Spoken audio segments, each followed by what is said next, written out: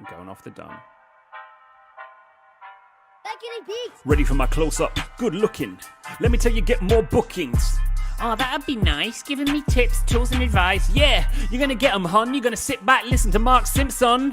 Whoa, having a blast. Gonna get it on the Bruce Lee podcast. Bruce Lee like Bruce Lee, cause it's so hard and the T is loose leaf. Making up those rhymes, don't write it, just do it loosely. If you want my respect, you better put direct. Here are the words in the podcast, that's what comes next. All right, good morning, good afternoon, good evening. We are live on LinkedIn, on Facebook, on YouTube, I think even Instagram, Twitter. I don't know, we're just live everywhere. So thank you so much for joining us. My name is Mark Simpson, founder of Bruce Lee, over 800 podcast episodes, over 100,000 YouTube videos, and somebody who is going to talk today with you all about the Short Stay Summit.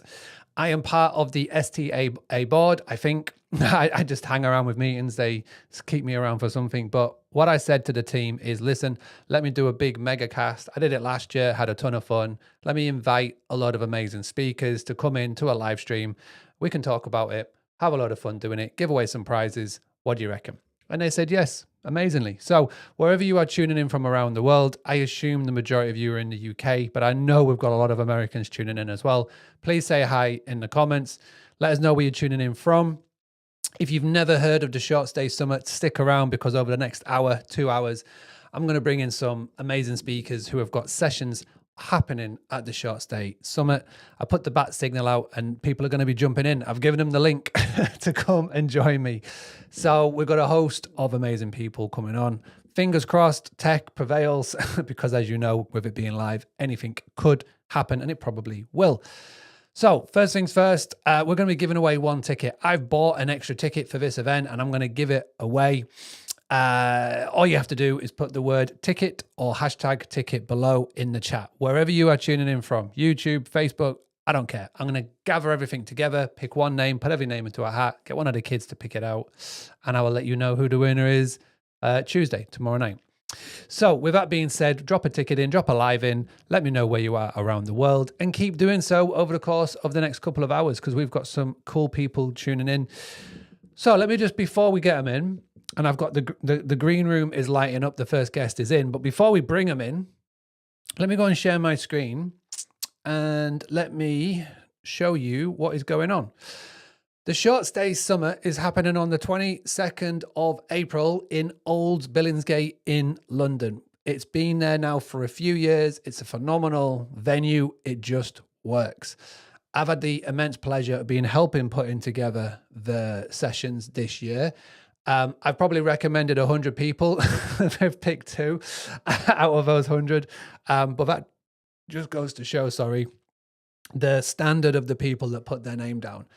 I've gone through the sessions and this is probably the best it has ever been. And I feel like this year, for whatever reason, we've got people coming in from all over the world, especially over in America. Like we've got a lot of Americans coming over, which is insane because this is a one-day event. Now, there's loads of fringe events going on that mean that it's not just a one-day event, truly. It's more of a week. But you can go to the website, shortstaysummit.org, find out about the Icebreaker Party, which we're hosting with some amazing people. The Shorties, the House of Lords dinner. You've got James Varley's Host Planet, which is kicking on the Thursday. And you've got Hostchella as well, which is going to be happening on Thursday and Friday in London. So there's loads going on.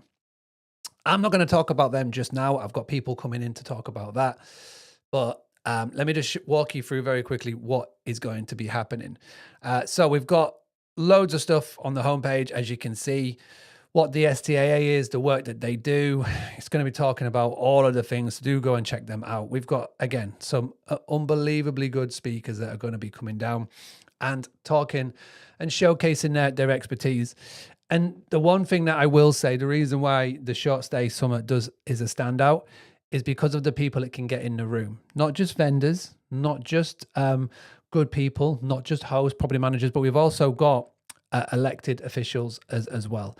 This is an opportunity. If you want to know what is going on and be able to grab them and speak to them, hopefully, this is your chance to do so. And again, just look at the names that are going to be on here. Unbelievable. Let's go and have a look very quickly at the main stage. So this is the main stage here. It's going to be kicking off bright and early, 9:45 a.m. with Andy Fenner.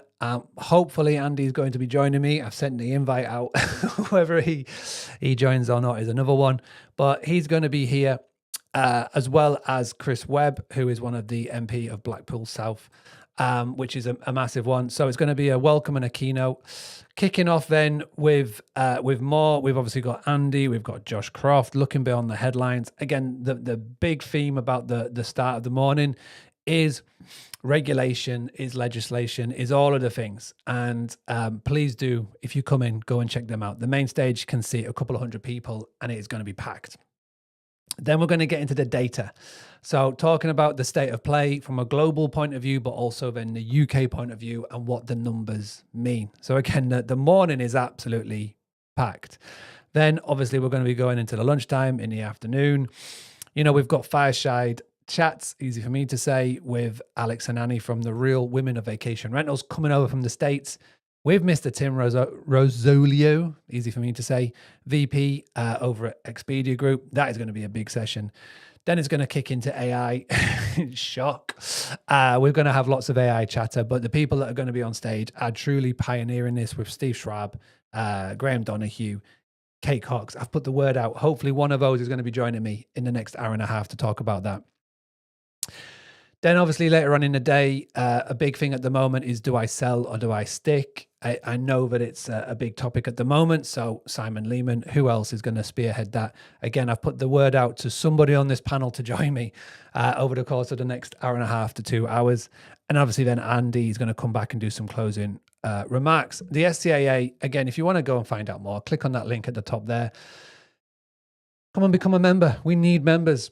If this is going to become a thing, and with this, we want this to be here in a couple of years' time, this massive flagship event, that we need more members. Simple. I know the website has been poor. I know the sign-up process has been complicated in the past. We're trying to fix it at the STAA. I've given my advice, whether they listen or not. That's another thing. But by the by, go and check out, come and join. And I know a lot of you have tried to join and are joining. It's not just one stage though. There are 3 stages. The workshop stage is back again. It's an ever popular one. It is on the first floor. Not easy to get to, not easy to know where it is, but it's on the first floor. You've got the ground floor, and that's where the main stage is, and another stage, and that's where all the vendors are. The workshop's on the first floor. Again, packed with so many good speakers. We've got a lot of workshop speakers coming to join me. But again, every session is packed with upsells to guest experience, to regulation, to you name it. It's all there, right? There's loads, right? And I think the recording, I actually don't know. I think every stage is being recorded, and hopefully there's going to be replays made available. If you want if you want video replays, comment, spam the comments right now. Say, we need replays. And I will show this to the organizers to say, hey, get your act together. And then this is the one that I'm looking forward to. This is one that I'm going to be on. They won't let me on the main stage for obvious reasons, but this is the one that I'm looking forward to being on. So in the morning, the Power Up Women in the STR Roundtable. Absolutely love these events. I love to see what's happening here. There is not enough women representation in this industry. And yes, elephant in the room, I'm a white male having to say this, but there is not enough women on stages, people who are sharing their expertise. I come from a family business where my mum run the business. And to see so many people now, like the women at Expedia, like Lisa Rhodes, who's doing women in short-term rentals, like the women in Travel Thrive and Why Hungry, there's fantastic things happening. So please, again, if you are there early, come on, be part of the roundtable and stand up and get heard, because again, we need more females on stage speaking. Vanessa, who is Vanessa D'Souza, started a movement, I think in 2019, called Tie on Stage, and it's phenomenal. Still having to talk about it nearly 10 years later is a bit shit. So come and be part of it, stand up and have a great time, meet some fantastic women who are making amazing strides in the industry, and be part of that session. It's on the Learning Lab. So the Learning Lab, again, it's going to be very hard for me to explain with my hands, but as you walk into Billingsgate, you're going to get registered here. The main stage is to your left as you walk in. you're going to see a lot of vendors, a shit ton of vendors in front of you. At the far end is the Learning Lab. That's the place to be. It kicks in with more, obviously, Robin Clifford. We've got amazing people going to be talking about all of the things. And then we've got 10:45. Oh, yeah, Justin Ford. I've put the word out to Justin. It's going to be early wherever he is in the world. He's over in America. I've said, hey, come and speak to me about this. That's going to be a good one. We've got the Wonder Group. The Wonder have come out of nowhere. Wonder do really good websites. I'm jealous of their websites. They are flying over with a huge team this year. I'm sure they're like gold sponsors. And they're going to be doing something on the Learning Lab stage, which is massive. Then we've got Scott Sage talking, sharing his skills. Scott Sage is a good one. I'm a big fan of what he does, big fan of AirDNA. And he's a Boostly customer as well, which is cool. And then in the afternoon, listen, they've asked me to MC this stage. Louise is coming in, dropping something. I love this session, how cancellations can turn into driving growth. Again, I've asked Louise to come and join me. Hopefully she's on later on. And then these are the two out of the 100 people that I asked for, 100 suggestions. These are the two that they've signed off. And I want to give them their flowers. They're so busy, they can't join me today. I've asked, but there's just so much going on in their worlds. Haley Marie Anderson, and I'm so excited for you to see these sessions because I'm going to be emceeing it. I'm going to be introducing Haley, founder of CMHBMZ. When you hear of Haley's story, you're going to be like, wow, very, very impressive. When you find out how old she is, you're going to be like, oh, wow, that is really impressive. What have I been doing with my life? Haley and Patrick are both of the generation of Gen Z. And what they've done and what they've achieved at such a young age is insane. To have them flying over to speak at their first time in the UK, the first time at the Short Stay Summit, and for Patrick, it's the first time he's been speaking in Europe. Phenomenal. Now, the Learning Lab stage has room to fit 80 people because it's going to be 8 tables, I think, 10 seats at each table. It's going to be a chance for you to get your laptops out, get your tablets out, get your phones out, get your pen and paper out, actually learn, but then do. Haley's one is unreal. I've seen her do this talk before, virtually. Never met Haley in person, worked loads with her. She's a Boostly customer as well. And I'm really excited to A, meet her in person, but B, see this session live in person. I've seen it virtually. It is insane. You're going to get so much value from it. Number 2, Patrick's session is scaling your STR business to 150 units by becoming the go-to in his market. He's from an area of the United States called Joshua Tree. If you've ever been to America and you've been to Joshua Tree, you will know what I mean when he comes in and shares his skills on how he has done this. I met Patrick years ago in a rooftop bar in Nashville, USA. And, you know, even younger than he is now. And he said, listen, I want to get on stage. How can I get on stage? And I just said, just be so good that no one can ignore you. And he took that to heart and he's gone and absolutely smashed it. He created his own conference. He's gone and acquired so many companies and he's just become that go-to expert in Joshua Tree. His session, I'm very much looking forward to. And to be able to bring these two over to London, bring them over to the United Kingdom and give them a proper British night out with the Icebreaker Party, which you will find out more about. So again, my advice here is if you aren't fussed about missing other sessions on the main stage or the workshop stage, come and get yourself in, get your table, get your seat, you know, have one of those things where you just get your spot and don't lose it for the rest of the day because this is going to be insane. I'm going to finish it at 4:00 on the Learning Lab. And I've got a talk that I've never done before. That's probably going to get me in a lot of trouble, but it's one that I'm really excited to do because I'm going to show you actually how to use this thing AI and how you can actually make money with it. The thing that's here, whatever's here, I had to give a suggestion. It's not going to be what I'm going to do.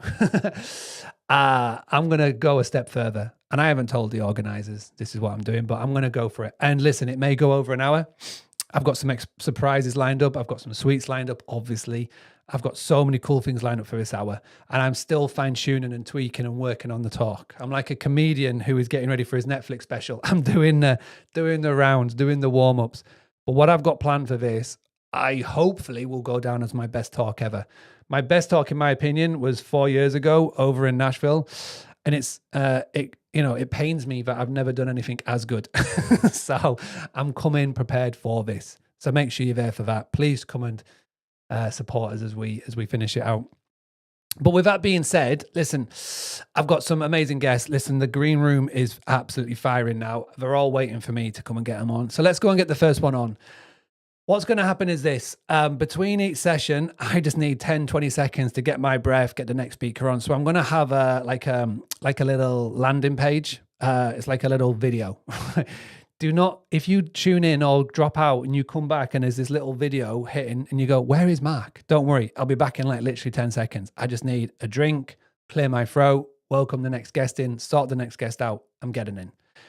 We're going to be here for a good hour, maybe 2. Depends on how long we go. Some speakers will speak longer than others because I can't shut some of them up, which is rich me saying this. I know. So get yourself comfy. Everything is going to be recorded. If you have to drop out for whatever reason and come back, it's literally going to sit here live. If for whatever reason you're tuning in on Facebook and it cuts out, come to YouTube. The links are all below. If you're watching on LinkedIn and it drops out, come to YouTube. YouTube always seems to be the most consistent, and that'll be where the replay is. All the links will be in the comments. All the links, come and join us. And if you want to win a ticket, I've bought an extra one. Just comment below, ticket. I'll take all the words that say the word ticket. My AI will grab them all. I'll print all the names off. I'll whack it all in a hat. I'll get my 3-year-old, my 7-year-old, my 10-year-old, or my 13-year-old to pick a ticket out tomorrow night, which is Tuesday. And that person will win a ticket to this amazing event. Saves you a good couple $100. But if you don't want to wait, go ahead and buy it. It's amazing value. Come on in, hit delegate tickets. There's loads of options you can do. I'm not going to walk you through it because, again, in my opinion, the website's a bit shit. But I didn't say that. Right, let's go ahead. Let's go bring in our first speaker. I can see them all in there. I'm going to go pick out somebody and we'll be back in about a minute. All right, everybody, let's do this. Live stream, Megacast, Short Stay Summit 2026. And if you want me to do this for your event in the future, you listen, just slide in my DMs. Here we go. Be back in a minute.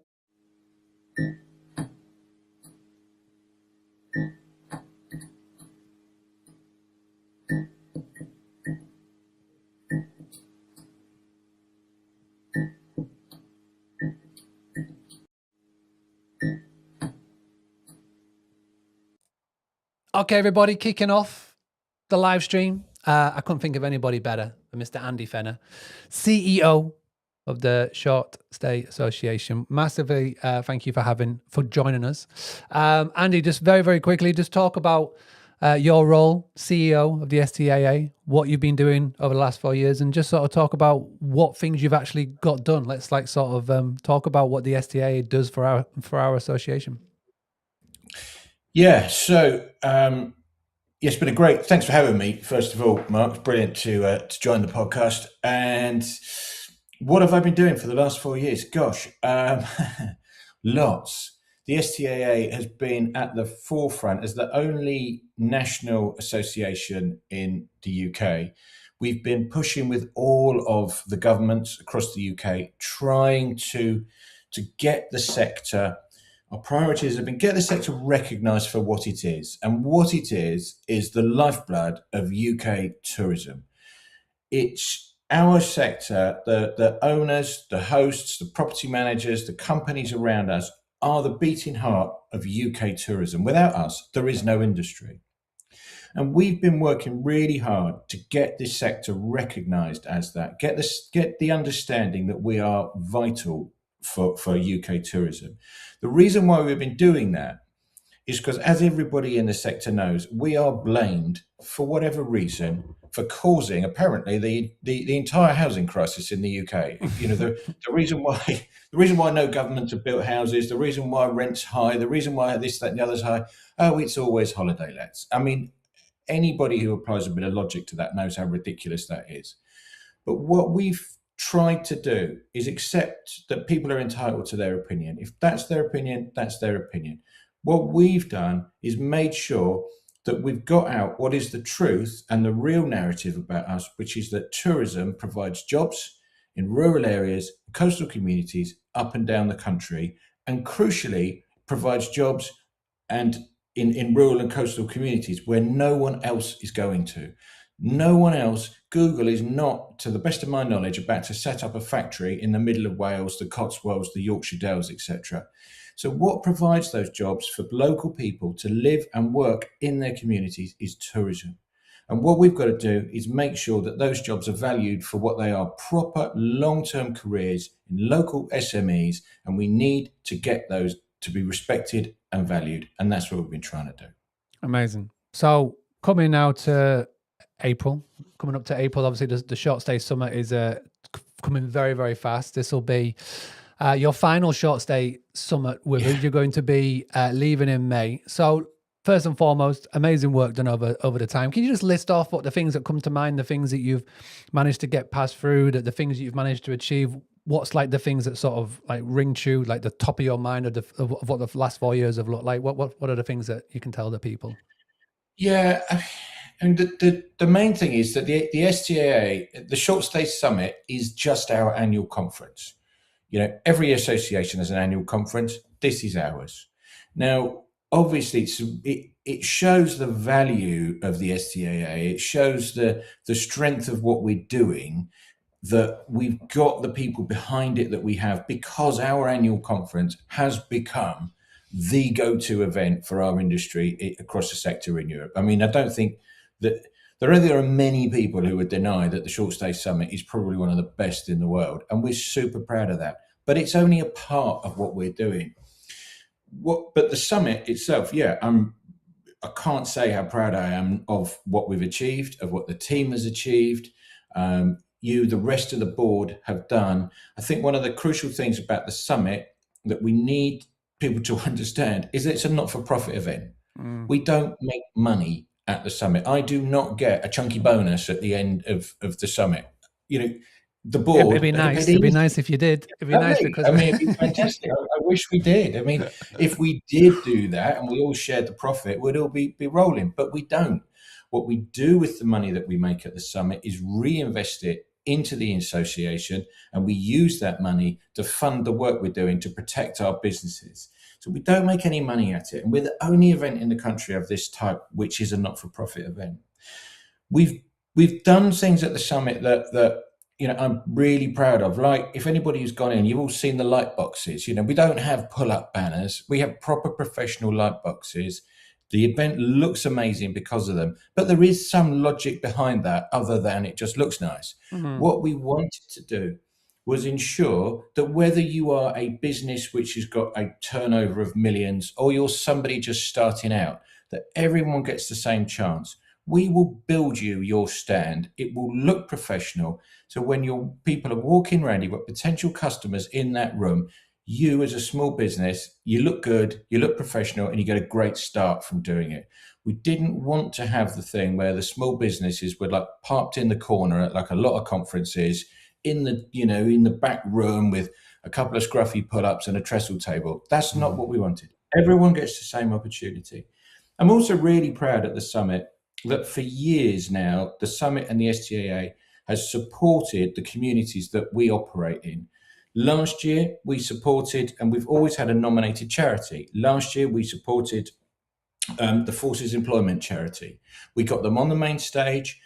We had MPs and speakers coming in from Scotland, the UK, etc., talking about the Forces Employment Charity. Year before that, we had the Family Holiday Charity. And this year, we're supporting Time Away. Time Away is a charity that gives holidays to people whose children have long-term health diagnoses. And you can meet them and talk to them. We will be building them a stand at the event to showcase what they're doing. And I'd encourage anybody who comes to the event to make sure they engage with them.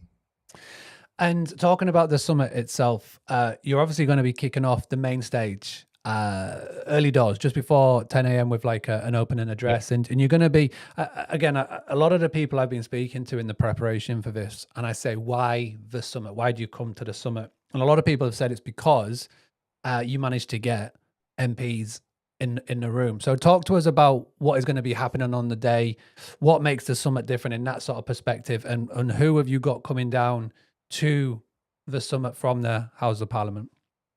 Yeah, the summit is, I mean, it's now, I don't think it's because of the work I do. It's probably because of the work Diane Lloyd, our event director, does, and the amazing professional way that she runs the summit, that what we've got is an event that people now want to be at. It's sort of gathered its own momentum, and MPs, speakers are asking, can I be there? Now, we've got an MP who we have turned down numerous MP requests to be the person to give the opening speech, because we've got the same guy who came last year, Chris Webb, who's the APPG chair for tourism and hospitality. That's the parliamentary group that looks after tourism and hospitality. Chris has been a really good defender of our sector, understands tourism, and we need to support the MPs and the people who are supporting us. So Chris is coming down to give our opening speech. We've also got Nigel Huddleston, who is the shadow DCMS secretary. We've got Andrew Griffith, who's the shadow DBT. He's the business and trade secretary. MPs like Bayo Alaba coming. We've got Jane Kirkham coming. So we've got a cross section of MPs who are going to be in that room, talking to people, meeting sponsors, meeting hosts. And the key thing for us from having those MPs there is great to have them. But when they get in that room, it's not seeing the being on the stage or going and talking to the big boys like Booking and Airbnb. Yes, it's great that they talk to them. What's really important is that when they're walking around, they are meeting individual hosts, they're meeting small property managers, they're meeting people who run cleaning companies in the Lake District, they're meeting people who run businesses in the Yorkshire Dales.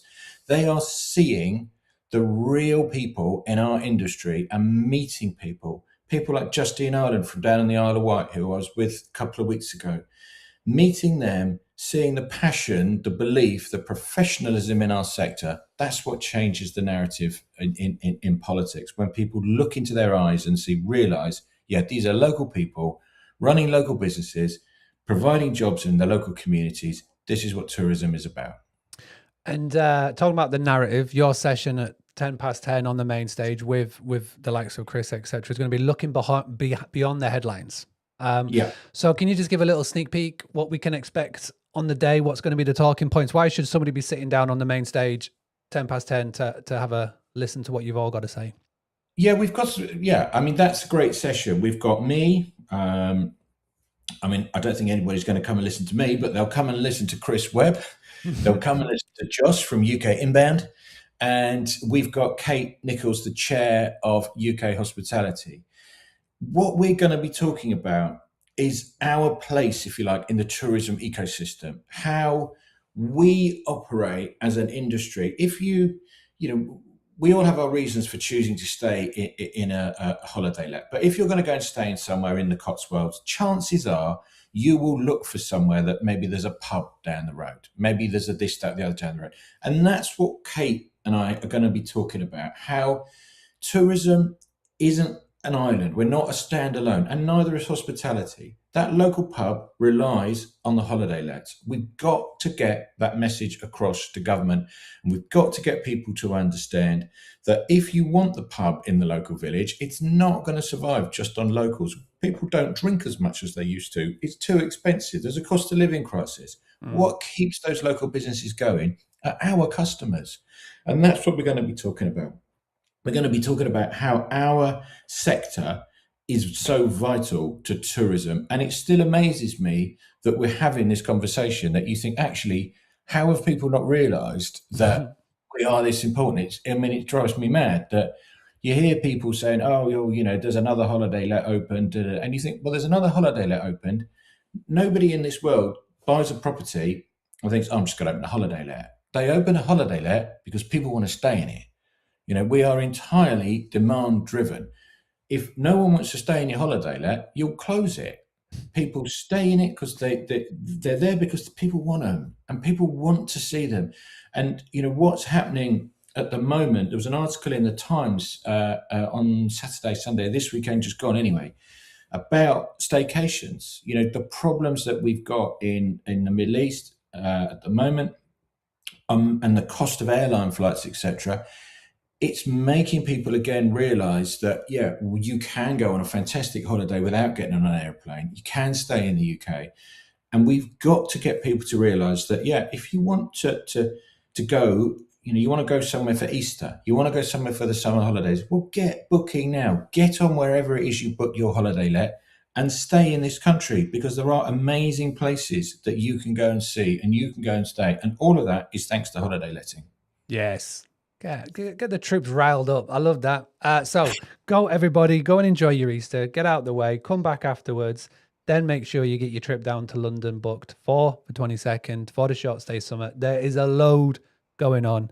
Like I say, Andy's going to be kicking it off. And I've got some amazing speakers coming up next who are going to talk about their sessions. It's amazing how much we can cram into one day. And you're right, the work that Diane and Andrea have been doing behind the scenes with your good work to make it happen is insane. So all I want to say, everybody, go and first and foremost, drop a thank you, Andy, in the chat, and then go and check out the website as we're doing this live stream now, because for the next 2 hours, we're going to be talking about those sessions. And when you do walk in the building and you go and look at the sponsors and the vendors, go look at their light boxes and say, oh yeah, that is nice, because that's the work that we've done behind the scenes. So Andy, appreciate it. I think the final question I want to ask you is, obviously now the STAA is going to go about finding a new CEO. When your successor steps in, what's the one fight that you hope that they never back down from, whoever they are? Like, what's that one thing? What's that one bit of advice? What's that one thing you would love to see them take on next?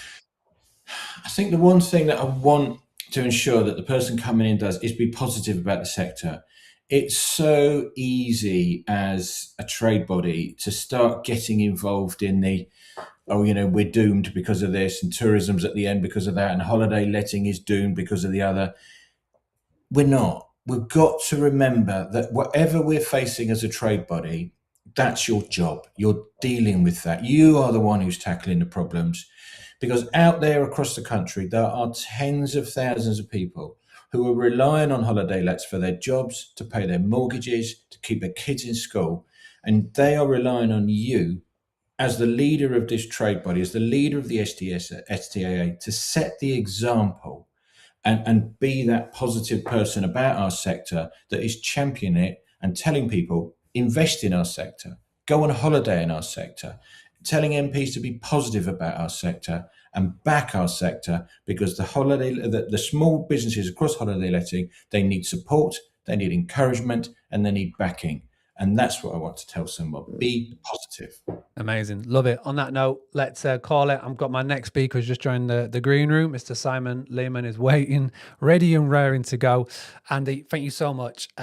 Really appreciate it, and look forward to seeing you in a few weeks in London town. Cheers.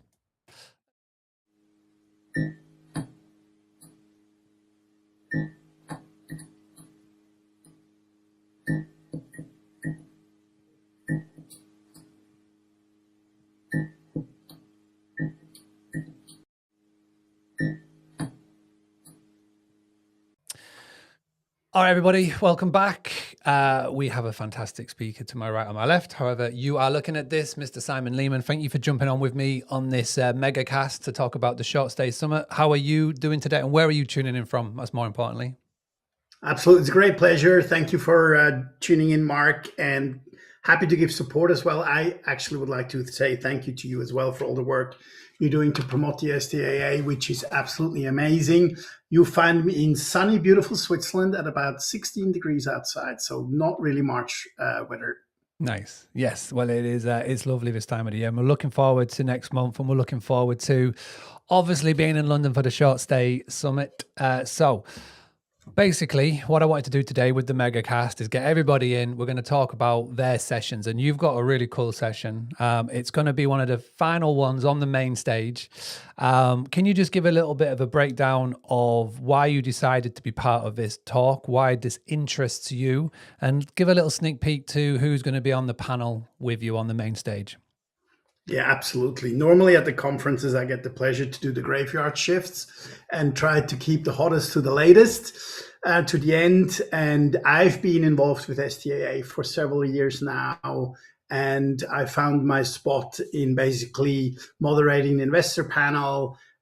Sell or not to sell is my topic right now. And it's all about basically mergers and acquisitions, transactions, growth models, within the industry, and something I really enjoy. I have a super powerful panel with very diverse people from different stages of their company. So one is Alexander Limpert, founder and CEO of Guest Ready. Jennifer Day, she's the Chief Growth Officer at Aways. And Konstantin Schröder, co-founder and CEO of RBO out of Germany. And it's interesting that these companies run different models in terms of growth. And eventually you will hit a situation where you're thinking about selling or buying additional businesses for your growth. And I think these are the things we're looking at. So they're differently geographically, they're different in size, they're different in the type of tech stack that they have built and use. And we're trying to sort of look at this entire industry, open to the different models, and then see how that influences your selling and potentially buying strategy as a property manager within the space. You're right. It is one of the final sessions. It's on at 4:15 p.m. to 4:50, basically pretty much closing it out. You're going to be competing against a little stage called the Learning Lab, where I'll be talking about AI. So it'll be a fun little session. I haven't even checked to see what's on the third stage, but it's going to be a good way to end the day. There's going to be lots going on. And you're right. I feel like your sort of niche at the STA event, Short Stay Summit events, has been talking about to sell or not to sell. I've just got a super quick question. So I've been listening to you for many years. I love what you talk about, love what you do. And you often say everyone exits at some point. Now, when you moderate a panel, you don't really get a chance to shine and flex your skills. But I want to just ask a quick question. So if you're a typical, let's say 50 plus to like 300 unit management company or any type of company, what does a sale ready business actually look like for you on the inside? You mentioned tech, like tech stack, owner relations, OTA versus direct, which is what we talk about a lot, dependency on the founders. Like what do you see and what are you seeing at the moment? Because like you have got the inside track on a lot of these companies, and I feel like people come to you before they even make it known that they're looking to potentially exit. So how does that look from like your remit from what you guys do at AGL? Yeah, absolutely. I think they haven't changed over years, over time, what they really are. At the end of the day, the first thing is understanding what you want to do afterwards. Do you want to get out of the business? You want to stay in the business? I think, there's a lot of pre-questions to basically answer yours. So understanding what the implications are, what do I build this business for? How does an exit going to look like? Do I want to only sell a majority? Do I want to keep a certain piece, stay on board? We know that local property managers are performing better than super large ones, especially for that reasons, because the show is happening in the destination, the relationships are there. And then I think one thing that is very important is obviously absolute financial hygiene. That hasn't changed in 3 years. And by the way, I'm also moderating a CEO roundtable from 3 to 4 at the STAA, which is by invite only, that we're talking about mergers and acquisitions, and that's exactly what we're going to talk about. So financial hygiene is absolutely the most important thing. The single biggest reasons why it takes certain property managers to sell their businesses a lot longer than what they anticipate is because their numbers are not in order. So they have not been audited. They don't stack up. The accounting system doesn't stack up with the PMS. The revenue doesn't stack up with the accountant. So, and the taxes, the VAT. So financial hygiene is the absolute utmost important thing. If that is not in order, you cannot sell a business, because once you enter due diligence, every stone will be turned in your organization. And if they find anything that doesn't stack up, that will go against your valuation. It's very simple. Yeah, I'm getting PTSD of when I went for a potential exit a couple of years ago now. Of all the things that you just said, my spine was just like tingling as you were talking. Brings back bad memories. But hey ho. So you mentioned there the roundtable. So am I right in thinking they've literally got you working from 3 till 4, quick little turnaround, and then 4:15 till 4:50? Is that right? How is that shaping up? Yeah, so that's correct. So I have enough time to quickly go to the bathroom, have a glass of water, and be back on stage, which I'm really looking forward to it. And I'll be pumped because I get a lot of input in my CEO roundtable and the conversations on M&A as well. Yes, very, very much so. Okay, so for those of you that, so this is the cool thing now of being back in year 3 at Old Billingsgate, is the layout is exactly the same as it has been for the last few years now. It's 2 floors, and as you walk into the venue, you will know what I mean when I say 2 floors, because on the first year, nobody realized that the first floor was up there. And I remember me and you were doing roundtables and everyone was looking for them because it wasn't clear. This year, it is a lot more clear where these are going on. So there is a lift at the back and some stairs you can get up. So go and see Simon at 3 o'clock. Go to the bathroom, get a quick drink, run downstairs to the main stage. You literally can't miss the main stage. 4:15 to 5 o'clock. If exiting is floating your boat. So, Simon, thank you very much. Before we let you go, we spoke to you when we did the Book Direct Live Stay Summit a couple of months ago now, well, literally last month. What's been happening since we last spoke to you 6, 7 weeks ago? What's been happening in your world? Yeah, a lot of things have happened. By the way, I'm also there with my own podcast, SDR Global Unlocked. Will be at the summit as well, and I'll get the opportunity to have some interviews with MPs and some other important people in our travel industry as a whole. So I'm really looking forward to do that as well and do a live recording out of Billingsgate as well. Nice. So 6 weeks, what has happened? We're seeing new models. So I won't touch on the geopolitical situation right now. It's pretty rough out there. I think, once again, we've seen a lot of crises in the past. We've seen 9/11, we've seen SARS, we've seen subprime crisis 2008. We've seen COVID, and interesting enough was always the vacation rental industry benefiting from crisis tremendously because it pushes people to make domestic holidays. You don't want to be stuck on a cruise ship in Dubai while missiles flying across your head. So, there's different things happening right now, and that will have an impact on travel. And that's the beauty of short-term rental, because we're a local business and you can get to that locally, either for the UK domestic business, for the Germans, whatever. And I think, we are pretty crisis resilient because people still feel like they want to travel, maybe not air, but they take a car, go to a vacation rental. So in the last 6 weeks, from a geopolitical point of view, obviously been rough, but I'm positive that this will, not hammer us entirely, as it will other travel verticals, I guess so, very, very strongly.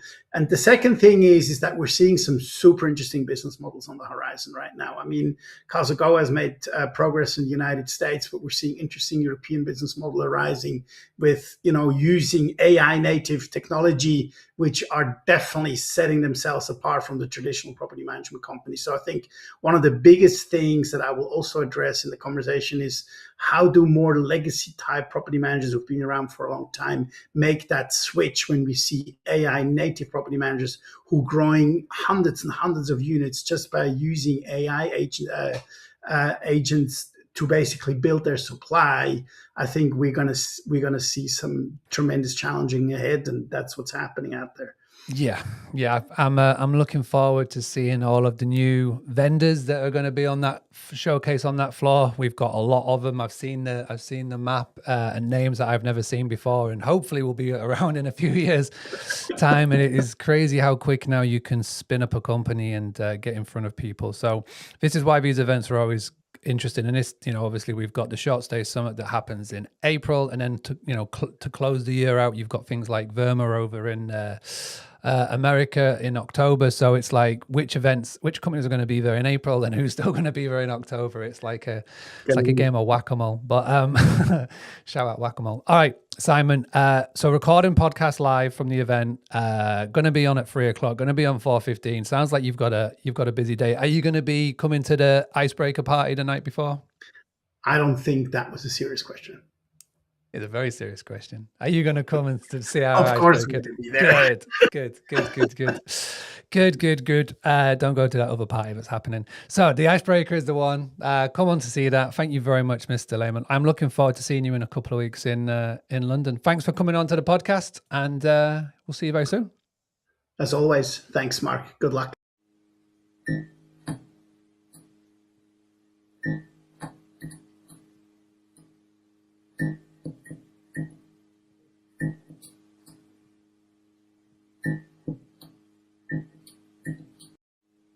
Welcome back, everybody. I've got another amazing speaker with me to my right and my left, however you are tuning in.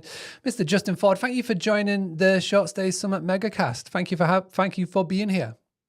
I'm excited to be here, and I'm really excited for the Short Stay Summit. This will be my third year.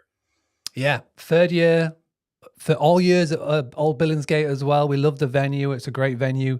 You're going to be with us on the morning.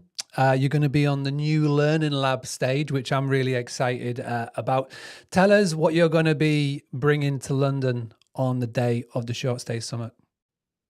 Every year I bring something new, so don't think like, oh, we're going to go see Justin again. I always am changing it up. Last year I brought, design and incorporated design. This year we're going to talk about the experience. Would you stay here? It's something I've been focused on a lot lately. I feel like we need to, as a society, do better when it comes to safety. The home is the most dangerous place, and that's our product.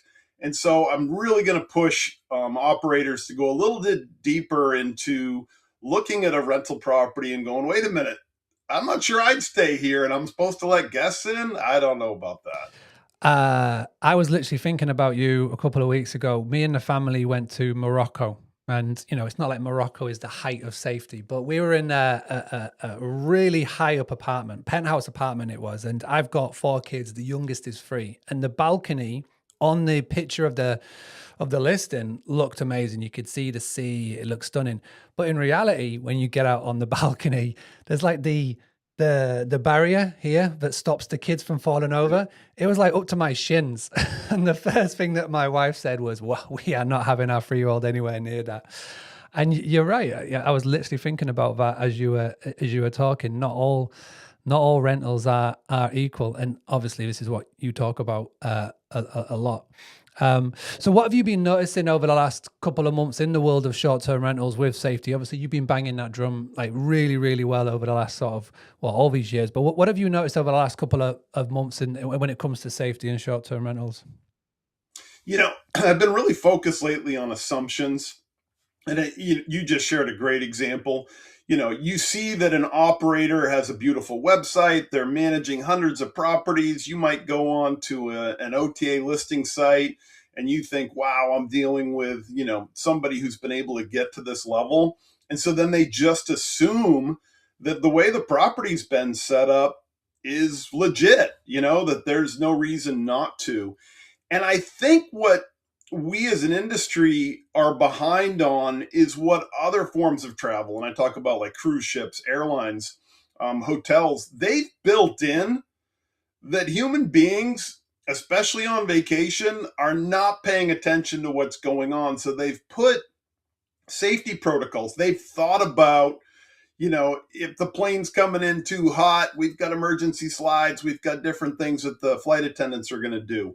We haven't done that in vacation rentals. So I'm really trying to get operators to recognize that we need to operate like the rest of the travel industry and prepare our guests for when the worst happens.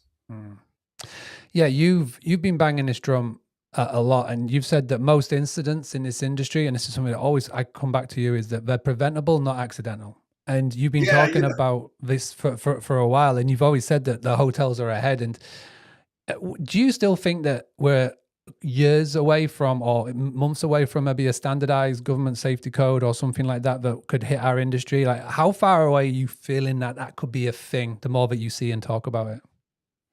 I predicted 2 years ago it would be before the end of this decade. We'd see a lot more. The UK has been a leader. Believe it or not, the United Kingdom is really the only country in the world that's actually put forth these holiday home safety checklists. No other country has done that yet. I thought that would be a sign we'd see more of it. It's still not there yet. Unfortunately, that's probably going to take some more really bad incidents to happen before people start to go, wait a minute, this isn't the way that this should be going right now.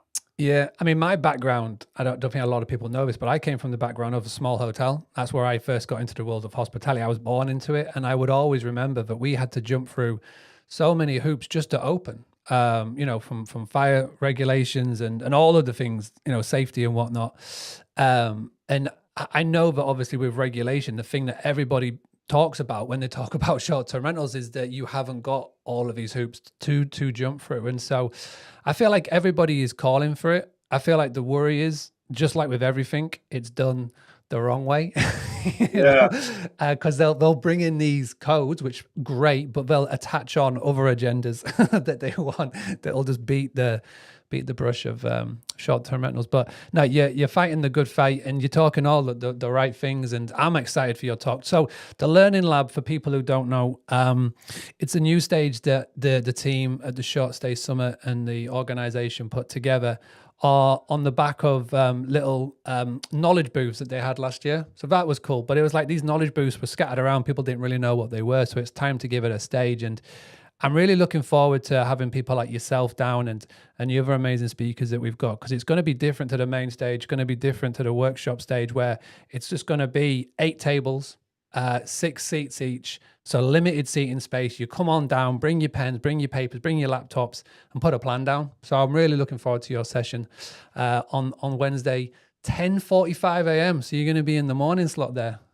Yeah, they said, hey, Justin, wake the crowd up. Let's get them going. Let's get that going. And, one of the things that I'm honored by is the last couple of years that I've presented. It's been a similar format. I haven't been on the main stage, and I filled the room. That's been fantastic. Thank you to everyone who comes out and supports what we're talking about when it comes to safety. But I've always been excited, and I'm not picking on everybody else here, but people have told me they've taken more from those smaller sessions sometimes than the bigger main stage stuff. So I'm not starting a rivalry here, but let's start it. Let's start. Well, how many nuggets are you going to walk away from my session, and start counting on your fingers and toes? It's going to be a lot. There you go. Well, the thing about the main stage and like now the workshop stage, it's a lot of panels, right? And panels are great because you get a multiple of viewpoints. But if you're speaking on a panel, you realistically have only got 3 or 4 minutes of speaking time. So there's only certain amount of wisdom that you can drop in 3 to 4 minutes. It's going to be more sound bites. But when you've got a good solid 45 minutes, you've got more chance, and it's just you to be able to get up and share your knowledge. And you're right. Like, these smaller sessions are great because you can really make an impact. So the main stage is great, fantastic, it's big, it's all that. But I feel like, me personally,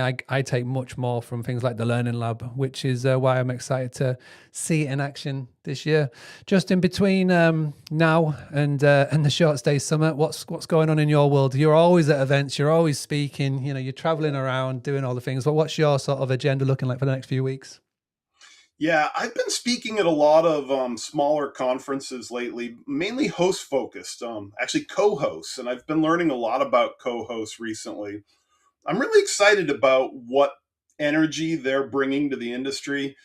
We've been looking for new voices and new ideas and thoughts, and co-hosts certainly bring a lot of that to the industry. I just did an event in North Carolina that was sold out, standing room only, and it was all co-host. I didn't recognize anybody in the room, and I've been in this industry for 28 years, and they brought new ideas. And I'm doing a lot of stuff with different state organizations. I think the next event I'm heading to is the Vermont Short-Term Rental Alliance meeting up in the state of Vermont. It's a statewide organization. And here in the U.S., we see a lot of that regionalization going on with organizations focused on how best to address short-term rentals in their market. Amazing. There's loads going on. You're right. The co-host is obviously picking up, and obviously with the FIFA World Cup coming to America in the summer, there's going to be a lot more hosts. And I know Tyann is doing loads of work, and there's loads of people doing lots of work around the States to help hosts do it the right way, because there's a lot of people who will see a quick buck out of all this money coming in from around the world, and they'll just cut corners. So having people like yourself and Tyann showing people how to do it right, even if it is just for a summer. Fantastic. And, we haven't been able to like officially label it because it's all complicated with FIFA, but I've been really excited by the number of people who are using our safety checklist that are new operators coming in for FIFA. I'd love to call it the official safety checklist of FIFA, but I don't know if they're going to let me do it, but just do it. It's something that you need to do. Yeah, it's going to be exciting. And I feel like the summit is going to kick off what is going to be hopefully a huge year. Even with all the things that are going on around the world, I do think we're going to look back on it as being a strong, solid year, whether it's UK, US, or around the world, which is going to be good to see. So Justin, thank you for joining us. Please go and check out Justin on all the socials, LinkedIn and everything to find out what he's talking about and doing. And we'll see you in a couple of weeks in London town. Thanks, Mark. See you soon.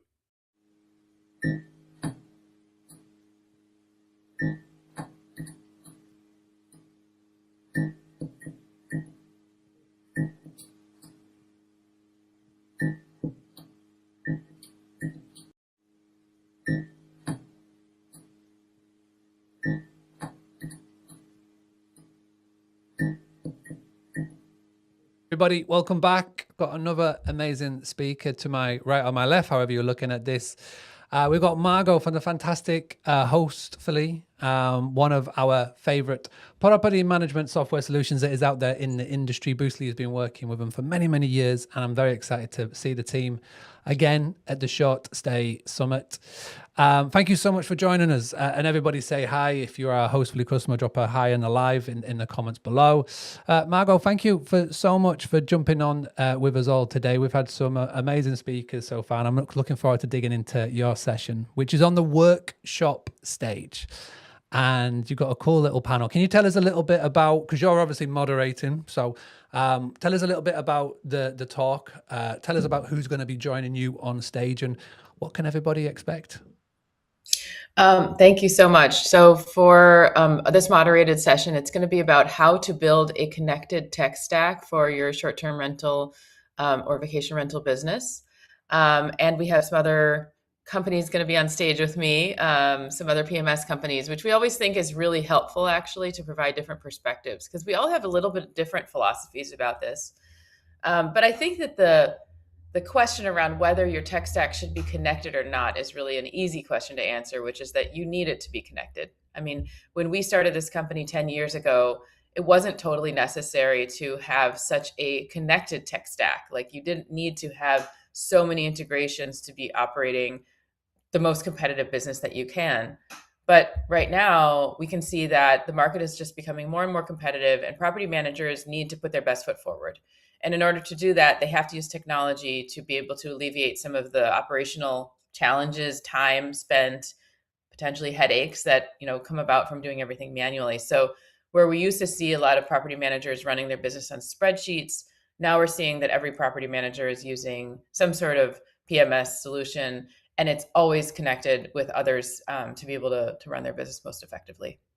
Yeah, you're right. These conversations are good to have, and you are very right. The answer to the question is yes, you do. And this is why it's cool to have different perspectives, because obviously everybody on stage will be talking from their own personal experiences, but obviously as well, everybody, as you all know, in the world of short-term rentals, they move from one PMS to the other, etc., because of different needs and wants, and coming to shows and whatnot.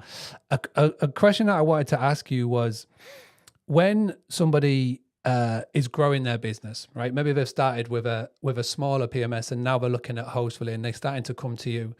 What do you feel like is one of the reasons why people are joining Hostfully? So maybe they've gone 1, 2, 3 properties and now they're going, right, I really want to get on board with Hostfully because I've seen all the amazing products and tech that they have. What are the reasons why people are switching and coming over to you? Mm-hmm. Yeah, well, it really has to do with the amount of flexibility and versatility that we give our customers. And the heritage of Hostfully is to build a platform PMS. We were one of the first companies to get preferred status with all the OTAs, or actually go live with the OTAs. In fact, we were the first one with Marriott to actually go live when they rolled out Homes and Villas, their vacation rental offering. But it really goes to this idea that we want to give our customers as much flexibility as possible, because we've seen that other SaaS companies like Salesforce and many others have built these really robust and strong and thriving ecosystems of other companies around them, where customers can choose what they need. So for example, with Salesforce, you can choose a kind of a cheaper accounting solution. You can choose a really robust accounting solution. And with Hostfully, you can choose a newcomer dynamic pricing tool, or you can choose a really robust dynamic pricing tool, right? And we want to give our customers the very best options out there, which means that we need to have a lot of integration partners. And so this is a big differentiator for us. And we also want to have the best partnerships with those integration partners. We actually just announced a preferred partner program ourselves, I believe a month ago or so. So that's a big priority for us. I think the other thing that customers come to us for, because number one is they feel like they can grow and they can expand their tool set and use what solutions they want. And number two is really the amount of care and attention that we give to each customer.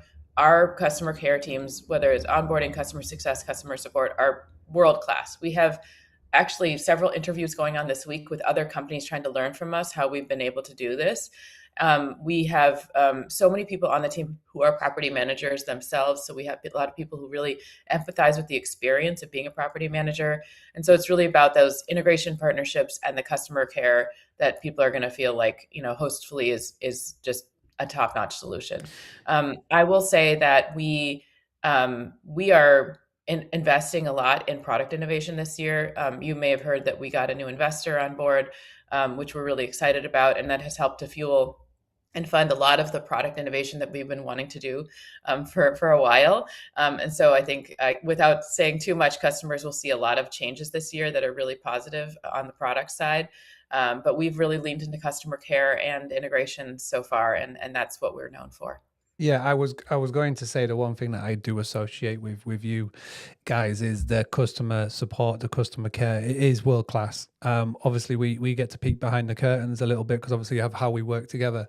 And yeah, the one thing that you guys have always shone through is how you look after your customers, which is a testament. Which when you're growing and you're growing fast, it's often one of the things that gets left behind from other companies. And I know even at Boostly we've struggled with that over the years, but it's one thing that's always shone through with Hostfully. So well done. And I do have my little Hostfully little mascot. It's always there with me in the background. Nice. I have got the that. big one. I have the big one here. Wait, I want to show you. Oh yeah. Look at that. Look.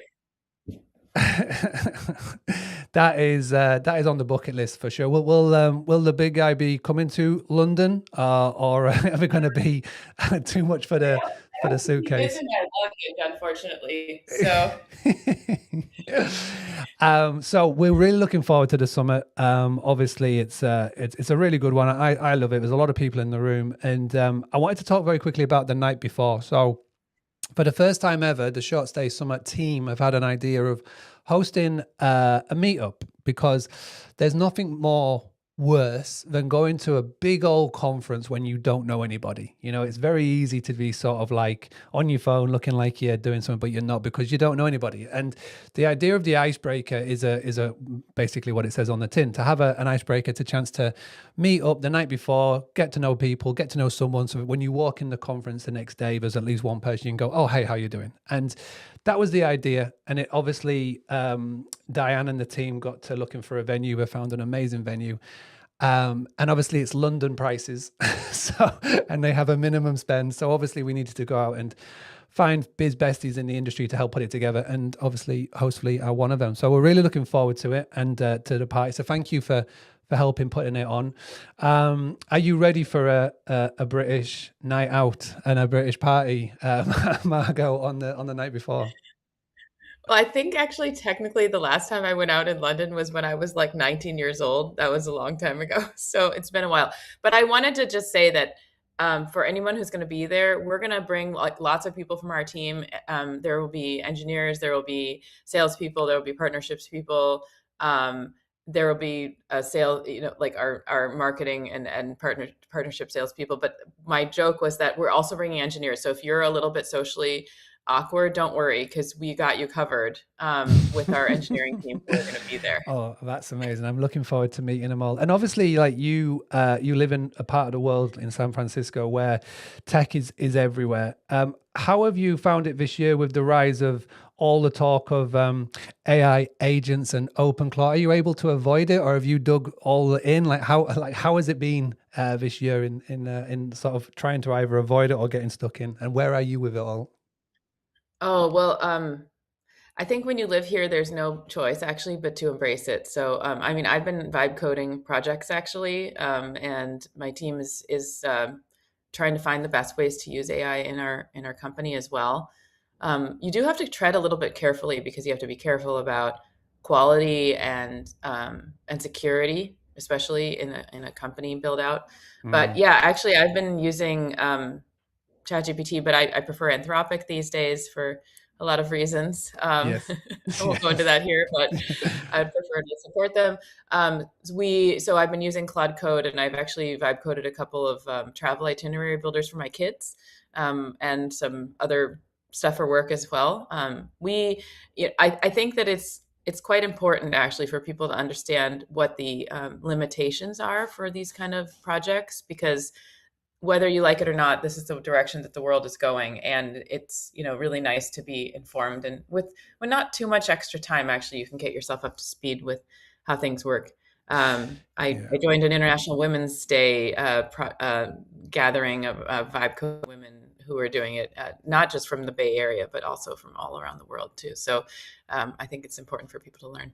Yeah, amazing. And we're obviously we're both parents, and my 13-year-old is starting to show a bit of an interest. So for his 14th birthday, we're gonna get him hooked up with a pro plan and let him go loose, because it's what's coming. So very fascinating. And you're right. Yeah, it's a lot of fun. I actually put together an app and a schedule for the Short Stay Summit in literally a couple of hours using Lovable, which is cool. So I showed Diana and the team, which is nice because I haven't got one before. So it's nice to see. So got the summit, got the icebreaker. What is happening in the world of Hostfully between now and the end of April, when the summit is going to be on? What cool things have you got lined up?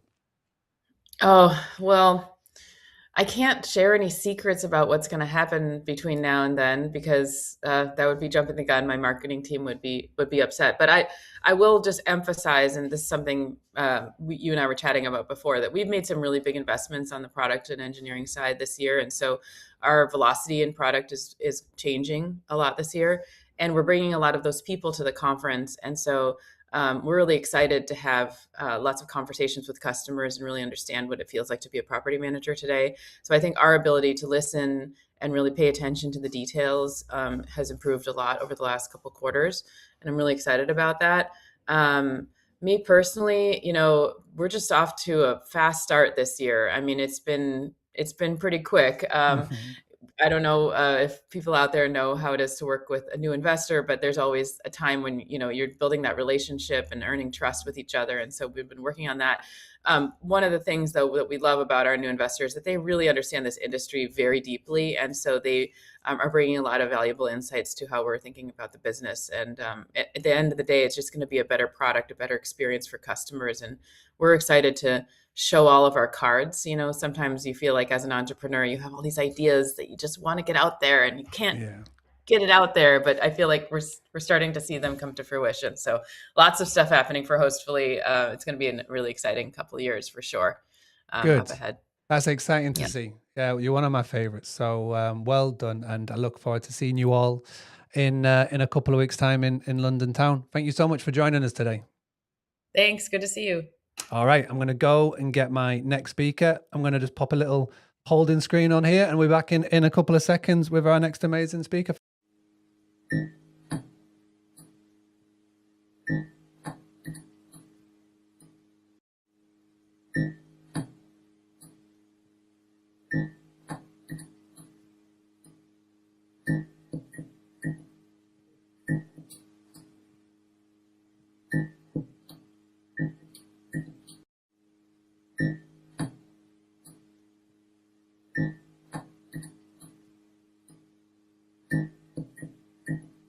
All right, everybody, welcome back. Another amazing guest with me now. Sarah, thank you so much for joining. So every speaker that we've had so far is going to be a moderator or a speaker at the summit, but you've got a very cool role at the Short Stay Summit. Can you just please let us know what you're going to be doing on the day and what can we expect from your good self at the event? Yeah, I do. I think I have the best job of all, which is emceeing the summit alongside Leo Walton, who is my partner in crime on the Check-In podcast. The summit is one of my favorite events of the year. We emceed the main stage last year. It's absolutely incredible energy, I think, because it's a one-day event. That's what makes me so excited. I think I didn't even eat last year, so I don't expect to eat. Just the nerves are too high.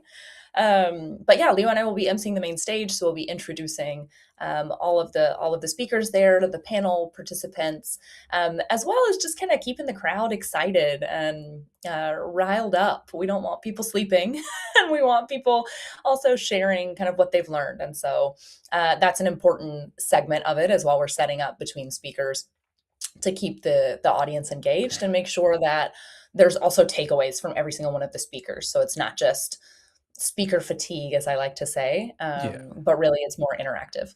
Have you got any little tips, anything you've learned along the way to like sort of keep everybody engaged? I know you obviously do improv, right? So can you put those skills into this? You've got Leo on stage with you. Like what can you share with everybody? What you're going to be doing with them? I usually just channel my mom from South Carolina. Like I just shout at people.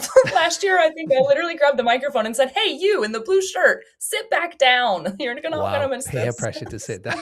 that I know. I just aggressive American, as my colleagues say. I just went full aggressive American, and people listen. Shocking.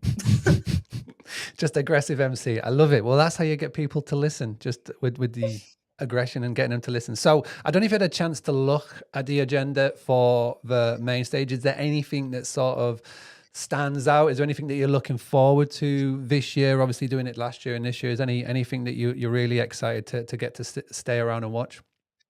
Yeah, I think this year there's two things in particular that have really got me kind of riled up. So I think one is it's less about the agenda and more about the participation. So last year and previous years, it was much more of like a UK, some sprinkle of European focus. This year, like the Americans are coming in droves, which is exciting. For me, it's like the summit has made it onto kind of the international conference circuit, which I think brings a really unique perspective. So I always say that I think the Europeans have a lot to learn from the Americans and vice versa. And especially when it comes to things like regulation and banding together and being able to get politicians into the room. Like that's the other component about this conference that is so rare and so unique, is that we actually have policymakers. It's few and far between, especially in Europe where there's a lot of tensions about regulation and things like that, to actually have the people who are able to make those decisions in the room and having conversations with operators. So I think those are kind of the two biggest things. It's less about a specific segment and more about the energy of this conference in general. You're right. I have noticed a lot of Americans have been in my DM saying we're coming over and asking for tips on where to go and where to stay before the summit. And it is because there's always like a thing, because it's just a one-day event. I know from being part of the summit and the board is how can you get Americans to fly all the way over, vendors and speakers or just attendees just for a one-day event. And obviously now that we've got these fringe events that are going on, Wednesday, Thursday, Friday, it makes it into more like of a short stay week. But that is a big thing. And I've noticed it as well. I watched your podcast that you did with Alex and Annie. Obviously, both of them are coming over. And the thing that stood out to me is in America at the big conferences, you don't really get the policy decision makers in the room. And this is really cool. And I feel like a lot of people don't realize this with the summit, that we have got MPs that are going to be down there. We have got decision makers that are going to be down there. And Andy Fenner has done an amazing job of getting them in the room. And it's a case of now making sure that you take advantage of it and listen to and watch the sessions. So you're right. It's going to be a really good one. I've got a really good feeling about what's going to be happening at the end of April, which is good. But obviously, you're not just podcast host and MC. You obviously do other bits. Talk about AirDNA. Talk about what you're looking forward to this year, showcasing. Obviously, you're going to be there with the team. What can we expect from AirDNA this year? Yeah, we have a lot of exciting stuff. I think I might get like strung up and lynched if I say too much, but there is a lot of really cool stuff in particular coming out in Q2, Q3 this year at AirDNA. So stay tuned is what I can say. But I do want to mention that this conference for us is extremely important. That's evidenced by the fact that our CEO is flying over from the US. We have 2 other team members flying over from the US. We are really putting boots on the ground from our C-suite in this conference because they see not only the return on investment from a financial perspective, but it's much more about being able to have those conversations with operators in the room. So being able to showcase new features that maybe we're working on. Jamie Lane is one of the guys coming over who's going to be doing, of course, a great job talking about everything in the data, but he also has a big hand in the product. Our SVP of marketing, Scott Sage, is also coming over. And he, for anybody who doesn't know, before joining AirDNA, he actually founded and grew his own short-term rental management company in the Midwest to over 200 properties. And so he is not only part of AirDNA, but he is an operator. And so he's absolutely amazing at these conferences because he has a very different perspective to those of us. Like, I mean, I have one property, but yeah, I'm nowhere near Scott's level of understanding when it comes to having those conversations with property managers. So for us, it's really a place to meet our existing clients, understand what's working for them, what's not working, where can we improve, and then also what are they excited about, and be able to kind of showcase some of the new things that we're working on and get some of that initial feedback from clients as well. And then, of course, just the energy of the show. I think, so many people have talked about this, and initially maybe getting the Americans over is harder because it is a one-day conference, but a lot of these fringe events, including like the icebreakers that you're hosting the night before the event, it's going to make a huge difference. And the fact that it is a one-day event, everybody gives it their all. It's not one of those things where you're like, oh my gosh, we're 3 days in and I'm absolutely exhausted. It's, you can do anything for one day, especially when you know that there's drinks afterwards. So yes. It's true. It's a really great conference in that sense as well. And that's sort of generalized feedback. So super excited to have the AirDNA team there. My colleague Martha and Laura are also going to be there. So Laura heads up our account management. So she's going to be there talking to existing clients. And then Martha heads up our new business division. So she's going to be there hunting. There's a lot going on. There's a lot happening. We're very excited. I know Scott very well. Yeah. He's a Boostly customer for websites and whatnot, which is good. And yeah, the whole team are fantastic, and good to see Rohit's going to be coming over and Jamie's coming over. Good to have everybody flying in. So exciting times. When do you actually land in London? Because obviously you're based out of Spain. When do you land in the big city? I am, yeah. So I actually land the day before. I think my flight arrives at like 2 p.m. So I'm just in time. Our team is dividing and conquering. So 2 of us, it's myself and Scott, that are going to the shorties, and then the rest of the team, so Rohit, Laura, and Jamie will be, and Martha will be headed to the icebreaker event. So I know I drew the short end of the stick, I guess, this year. Hey, well, you both have a great time. It's going to be good food and good company, and that's the main thing. And the Jamie, I'm excited to show Jamie bingo. British bingo. He's gonna have all of the things happening, so it's gonna be fantastic. Sarah, thank you so much for joining us. Busy, you're gonna be very busy, so if anybody wants to come up and say hi, make sure you try and get it during sessions when she's not shouting at people from the stage. and exactly, unless you want to be shouted at. No, I'm just kidding. I wanted to get shouted at. So yeah, really looking forward to it. And when you get to MC, you really do get to listen and watch the sessions. It's normally when you're there and you're like bouncing around, you don't really get a chance to like properly listen to what's on stage. So I'm really excited to get your takeaways when you do an episode of the check-in after the event, which will be cool. Yeah, I think last year we actually recorded sort of at the lunchtime break, and it was one of our favorite episodes. So I think this year we're going to do at least one, maybe 2 even episodes of the check-in specifically from the summit, with learnings and things that piqued our interest, as well as being able to chat with people that we have met at the summit or who have something interesting to say. So being able to bring that offline as well for all of those who maybe can't make it this year. Well, we've got Simon Lehman who's going to be recording, and we've got Alex and Annie are going to be recording, and you good selves are going to be, everybody's going to be like podcast heavy at this summit, which me as a content creator, I absolutely love to see. So thank you so much for joining us. I've got the next speaker in the green room ready to go. Everybody please say thank you to Sarah in the comments. All right, let me go and grab them. Thank you very much. Thanks, Mark.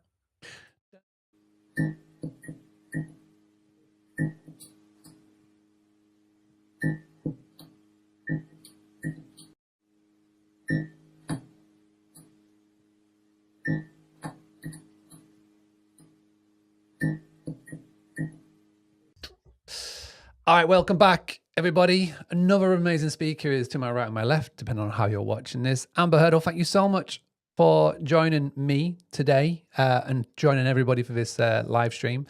We're here talking about, obviously, the Short Stay Summit, and you've got a really cool session on the workshop stage, 10 a.m. in the morning, which is crazy, talking about branding. So talk to me a little bit about the topic. Talk to me about where you are in the world. Tell me everything about yourself, and then we'll dig into the session. Okay. Well, I think I love the just the how you colored in this experience with a lot of different vantage points and different levels of expertise, because so I'm in the United States, so there'll be that perspective that I bring, as well as, I mean, like, we know we've got somebody in Cape Town, somebody in Brighton, like we've got Scotland, we've got lots of different perspective, which I think is really important when we're talking about travel and hospitality at this particular season and societal history. And then we also have people who might be better at like the digital marketing side of things or the marketing analytics.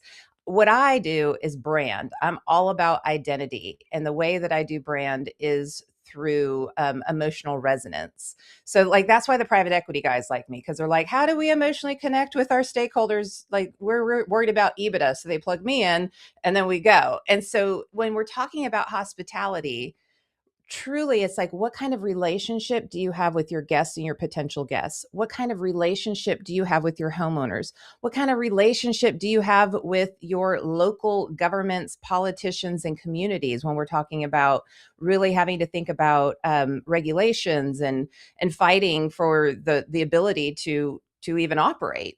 So that's the perspective I'm going to come in. I think brand touches everything, but obviously it is the foundation before you can market, which is the amplification of the brand. It's a really cool topic. And yeah, we've got Anna coming down from Scotland, Steve, who's obviously hosting it, coming up from Brighton, Nick, who's flying all the way from Cape Town, South Africa. That's a long old flight. I didn't think there was going to be many people flying further than you to get over here, but Nick is one. And it makes a really cool panel. It's on the workshop stage, 10 past 10 a.m. The actual title, if you're going to look for it in the program notes or even on the app that they build, it's How to Build a Brand and Identity That Unites Our Team and Wins Guest Loyalty. So very cool. Now, you've been talking about, like, say, brand for years. Just give a little breakdown on where you see this industry at the moment when it comes to brand. And obviously you've been very fortunate to speak on stages all over the world doing this, and now obviously coming over to London, which is going to be awesome. So how do you see like the lay of the land at the moment with branding in our industry, what we call short-term rentals? Yeah, well, first, Mark, thank you for getting me on this stage, because I think London is the one like big hub, maybe Dubai, but London's another big hub that like I haven't been to yet. So Barcelona and all that kind of stuff. So I'm excited, and I do feel privileged to get to hang out with all of you. In terms of the industry, let's go back a year. So I stood on the stage at the VRMA Executive Summit, and I talked about where we were in society, and I talked about how we're really in the early stages of the greatest societal shift since the Gutenberg press, and not the internet, because the internet just amplified the ability that we had to push out information or to access information. But the Gutenberg press is the actual shift that provided that information to the masses. So now here we are with, I mean, all kinds of craziness going on, but we have access not just to information, we have access to thinking. So like that's changing the game, right? So when I stood on that stage a year ago, I said, please hear me. I work in multiple industries. We all know that I call the vacation rental, short-term rental, my industry, our industry. Like my home is here, but I am in a lot of different industries. And the things that they're talking about, we're not talking about in this industry. And I need you to hear me when I say we're going to wake up and we're not going to see society anything like what it once was. And it's coming fast. Fast forward a year later, look at the world right now. Like, I'm like, I tried to tell you this. And so we've got to, and I don't want to be doomsday, but let me just set up the stage, right? So we obviously have a huge kerfuffle when it comes to oil. And so when you think about like the buffer between like the last time we got to access oil and we have supply chain issues now. When you have supply chain issues, that's not like, oh, gas is up, you know, that's not the problem like for our cars. We have supply chain issues literally for everything that touches business. And so if you think about it from a short-term rental perspective, and I'm going to get to my point, I promise, bear with me. We have less travel, less international travel, at least in the United States. We have less economic uncertainty. We have higher cost of doing business. And in the United States, that drive time, first of all, we have higher credit card bills than we ever had. So people have maxed out their credit cards. So this like rite of passage, or this this assumed right that we have in America, that we get to vacation, is not a reality if we've maxed out our credit cards. We can't afford the gas even to get to drive time destination. Like, we have problems right now. And so what I suggested for people to do is get really clear on your brand, not just your brand in terms of your business brand, but your personal brand, your executive reputation as the founder, as the leader, as the person who's going to have to move your team through these kerfuffles, who's going to have to step up and advocate at the government level, who needs to go make friends with your local representatives and make sure that as we move through this wave, guess what? Real estate, they know what they're doing. Hotels, they know what they're doing. But the one that puts the lodging and hospitality and the real estate together, I'm not 100% confident that as a whole industry that we have a path forward that we're all moving towards. I think brand is the answer. I love that. And I'm really excited to see the session, because there'll be lots of different viewpoints. And I know Steve is very outspoken on this, and I'm excited to take Nick's view. He's actually in the green room now. He's going to be coming in next to talk about this, which is pretty cool. So yeah, very, very exciting session. And you know, you're right. You've been spot on. I've been watching you for years, and you are spot on with this. And I'm excited to see the talk. But you are coming over. Obviously, there's a lot of reasons to come over. There's a lot of Americans coming over this time. Let me just tell me and fill me in. Who is your gaggle of friends that are coming over from the States, and what have you got planned outside of the Short Stay Summit when you're going to be over here, right? Well, I'll say my two travel companions, of course, are Alex and Annie from the Alex and Annie Show. They're two of my favorite humans, two of my best friends. I talk to them every day. They know all of my guts. And so I will definitely be with them. And then, of course, Dana from Rent Responsibly and I we're making sure we're syncing our travel plans up to go to Middleton Castle for Humphrey's retreat. So that's baked in. We're super excited about that. There's lots of people there that I know and I love, or I know of, and they're people I've wanted to get to know better. So I genuinely believe that anytime there's like a cohort type situation, that who you're supposed to be with is who you end up being with, and your year is your year. Or your years if you go back like you did. And so, yeah, I'm definitely going to the Shorties Awards. I'm a judge for the Shorties. So I have been really impressed with the submissions. Like, I've already read them all. I'm going back and I mean, I've looked at everything that you've sent. Like, if you attach something, I read through all of it. If you did not, you're competing with people who gave like a lot of discovery. So I'll be there. I definitely want to come hang out with you. You've got some stuff going on. And I think I've promised a cigar with Marcus, but then we're going to get with Neely Khan, spend some time with her, see some sights. And Annie Holcomb has like 38 things that we're going to try to cram into like a day and a half. So I've just been like, whatever you want to do, I'm along for the ride. You are going to be the sheep to their sheep. Yeah. I'm always a strategist. I want to be the sheep this time. Yeah, you're gonna have a lot of time, and I know Annie has got a lot of things planned, and you've named some good people there, so you're gonna have a fantastic time. Listen, thank you so much for joining. Before we let you go, and before we bring in Nick, just let us know what's going on in your world, in the business world. Like, what have you got planned for this year? Like, what can you share with the peeps?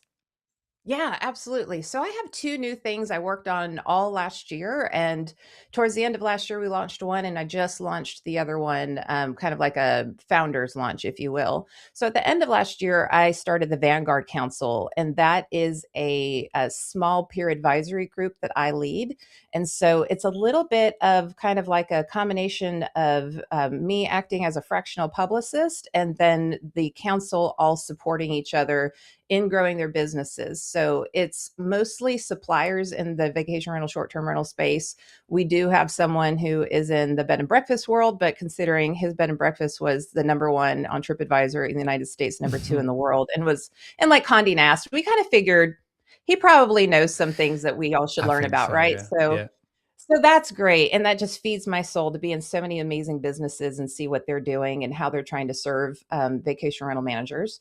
And then I have something called Brand Edge Accelerator. So this is more of a one-to-many. So it's a membership. It's only $97 a month. And this is my way of sharing everything that I've done to help founders and executives and even internal leaders learn how to take their executive reputation and mobilize that to actually get business results. So it's taking your personal brand and it's making it operate like a business brand so that you're the top of funnel, like you're getting the attention, and then that feeds your marketing and your sales funnel, just like all of the other efforts that you have.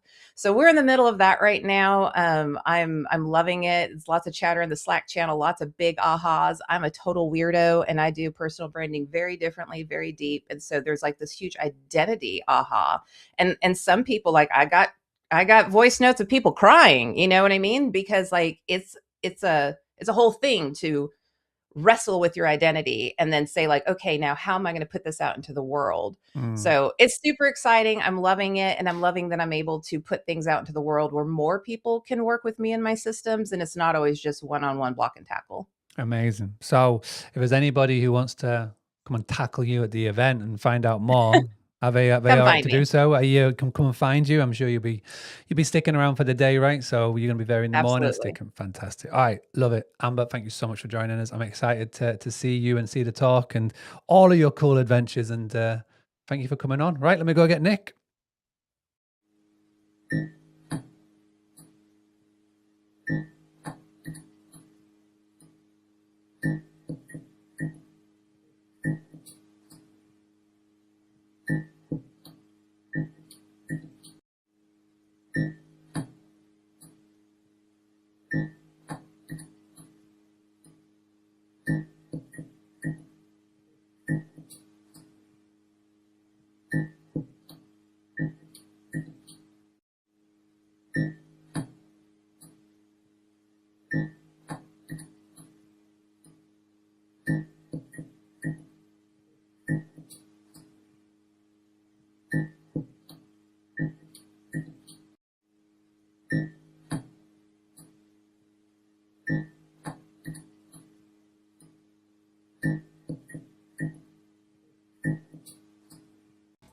All right, everybody, welcome back. Got another amazing speaker. After Amber, we've got Nick, who's going to be joining Amber on stage on the workshop stage, 10 a.m. on Wednesday morning. So not a lot of sleep going to be get from the night before when we've got the icebreaker party. But Nick, thank you so much for joining us.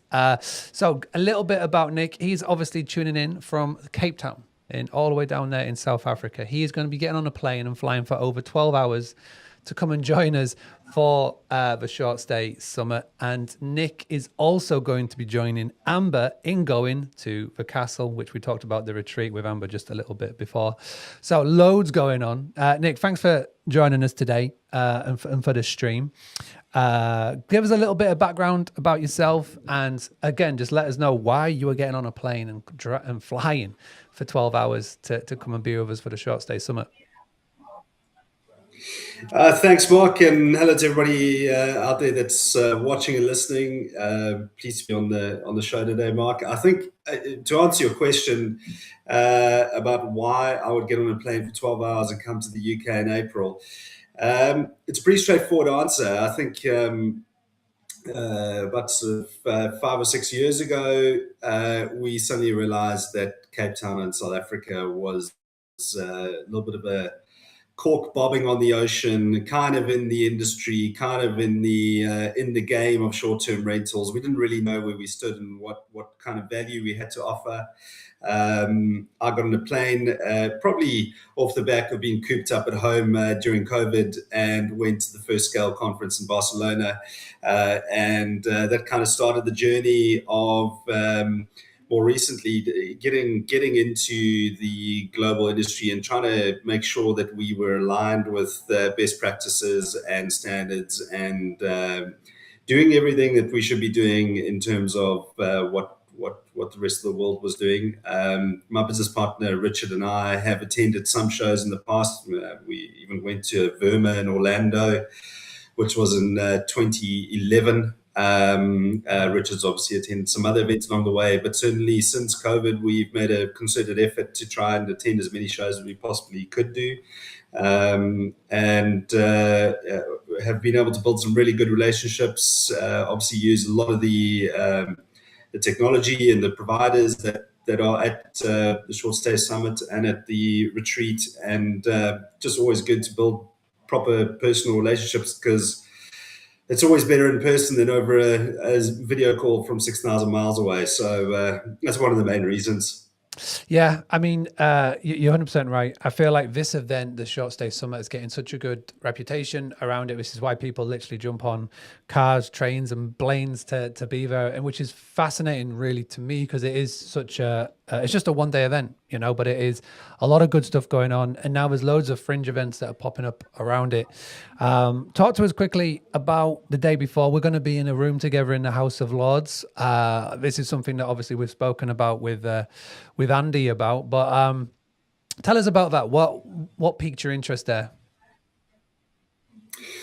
Well, I mean, conveniently, it was the day before the STAA, and kind of was sandwiched in between the castle, also the castle event with the retreat. So I've been a founding member of the board of the South African Short-Term Rentals Association. We're new; we are less than 2 years old, and are very much in that sort of startup entrepreneurial phase of trying to understand what we can do as an association to the South African industry. I share the board with 5 other industry members, and we're just trying to get to grips with where and how we can add value to our members, try to make sure that we're understanding what is topical in terms of regulation and any other sort of initiatives that might be being sort of implemented in a global context. And I just thought it was a really, really good opportunity to sit around a table with fellow association members, and to hopefully be able to lend an ear and pick a brain and kind of just bring back some information back to Cape Town and make our industry a little bit stronger and a little bit more sturdy, and see what we can do in terms of building the South African short-term rental industry as an association. This is a good question, and one I wanted to ask, because it is kind of topical right now, is how, for those who are watching this and listening to this and are not fully aware of the latest going on in South Africa with regulations and just where the lay of the land is, just let us know, what is the current state of play? How is it? What's going on? And what can you share with us? So I think we're actually in a bit of a beneficial position, because certainly through SASTRA, the South African Short-Term Rental Association, we've actually been able to use precedent that might have been set in other locations and what it's done to the industry in other major cities as almost use cases and real world scenarios of how things can go horribly wrong if there isn't proper engagement with the industry. So through SASTRA, we've actually been quite fortunate to be able to have really good conversations. Obviously, not as many as we would have liked, but I think we've had enough with the various governments and policy holders. And it seems that there will be a national framework of a code of best practice for short-term rentals, which is sort of almost a document and a requirement for everybody that works in the space to understand their responsibilities of being a short-term rental host or manager for that reason. That will come from a national perspective. And then effectively what is being done is that local government is going to be deciding on how best to manage short-term rentals, and a lot of the powers within a city environment or within a metropolitan environment will be left up to the local government. Our business is based in Cape Town.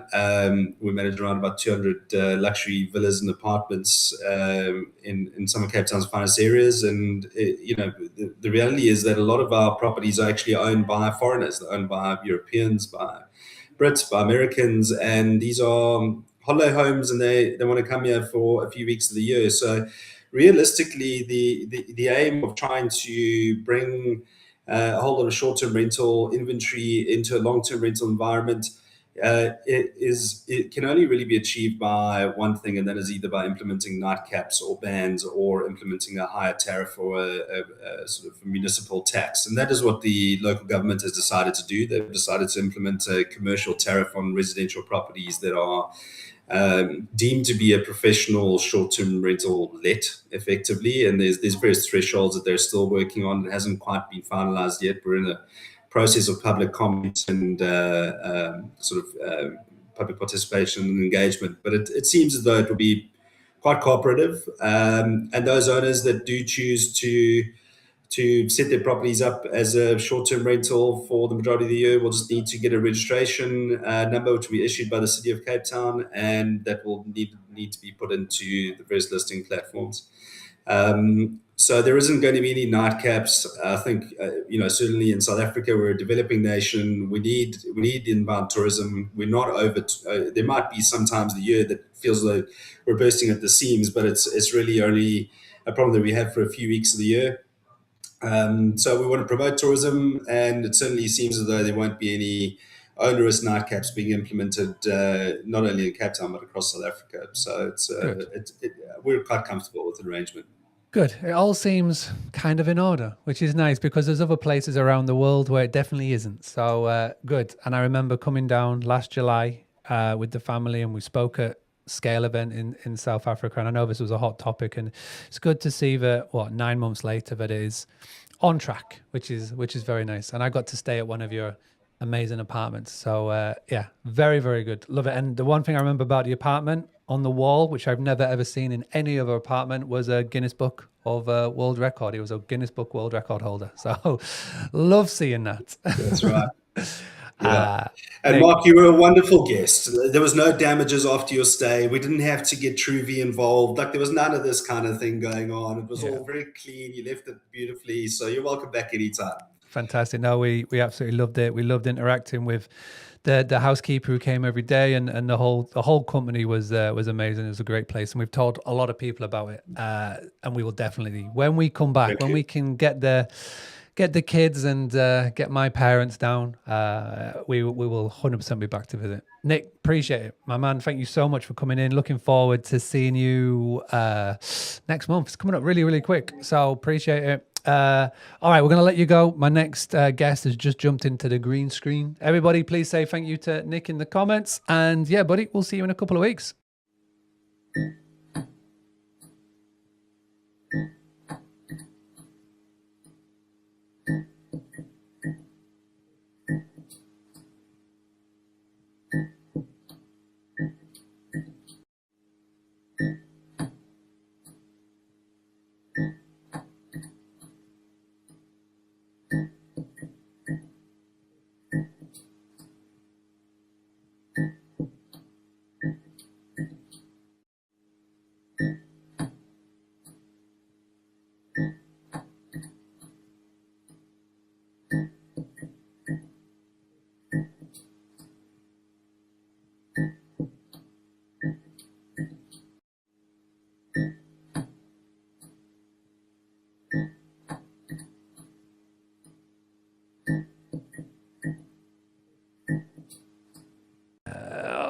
Okay, right. Welcome back, everybody. I've got another amazing speaker to my right or to my left, however you are watching this. Louise, thank you so much for joining us.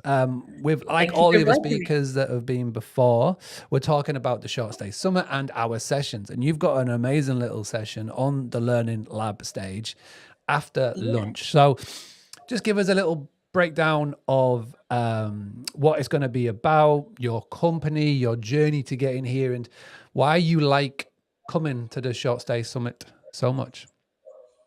Okay, lots of questions there. So I'll start off a little bit about Pickle and what we do, and then that I think will lead on to some of those other points about what we're going to be talking about in the Learning Lab. So Pickle is an insurtech company, and we've been around since 2019. And what we do is we specialize in various products for the vacation rental market. Now, we started our journey helping homeowners to get the right insurance when they were letting their properties out for short stays. But a couple of years back, we moved into a slightly different proposition. And it was really born out of COVID, when there was a lot of the challenges happening in that market with lockdowns. And we realised that there was an opportunity for cancellations in that market. And that's really where the majority of our business is today. So what we do is we look at how property managers can help make more money from having flexible cancellation policies. And we understand how some of the dynamic works around that in terms of the different types of customers, different types of properties.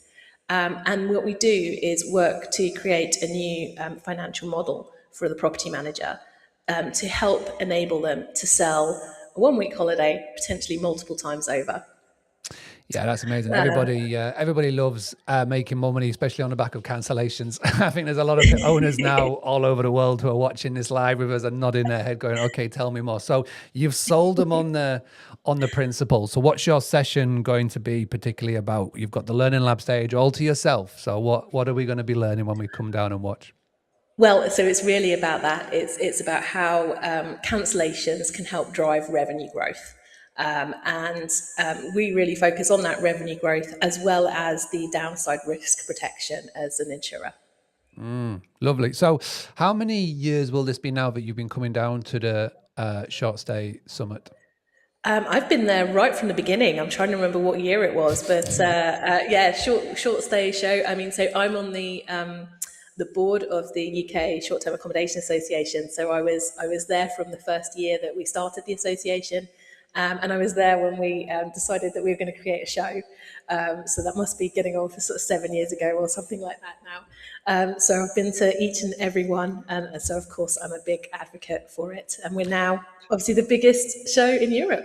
Yeah, it's phenomenal. So talk to us a little bit about the association. Obviously, you've been with it since the start. We've obviously had Mr. Andy Fenner come on earlier talking about it. But from your point of view, why is it important to you? Why did you get involved? Why do you give up your valuable time to be part of this association? Yeah, so I think that it's, really, we've got a really important sector. And we've got a really important sector that drives a lot of benefit to the tourism market. It actually provides a lot of benefit to particularly rural areas where they might be dependent on tourism. And it often gets an unfairly bad press, I think. And so I think that I was, really wanted to be able to help with that.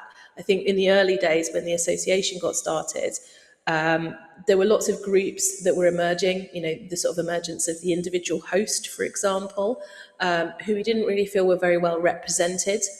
And we wanted to make sure that all parts of the ecosystem, whether they're platforms, whether they're individual hosts, whether they're rural property managers, could be represented.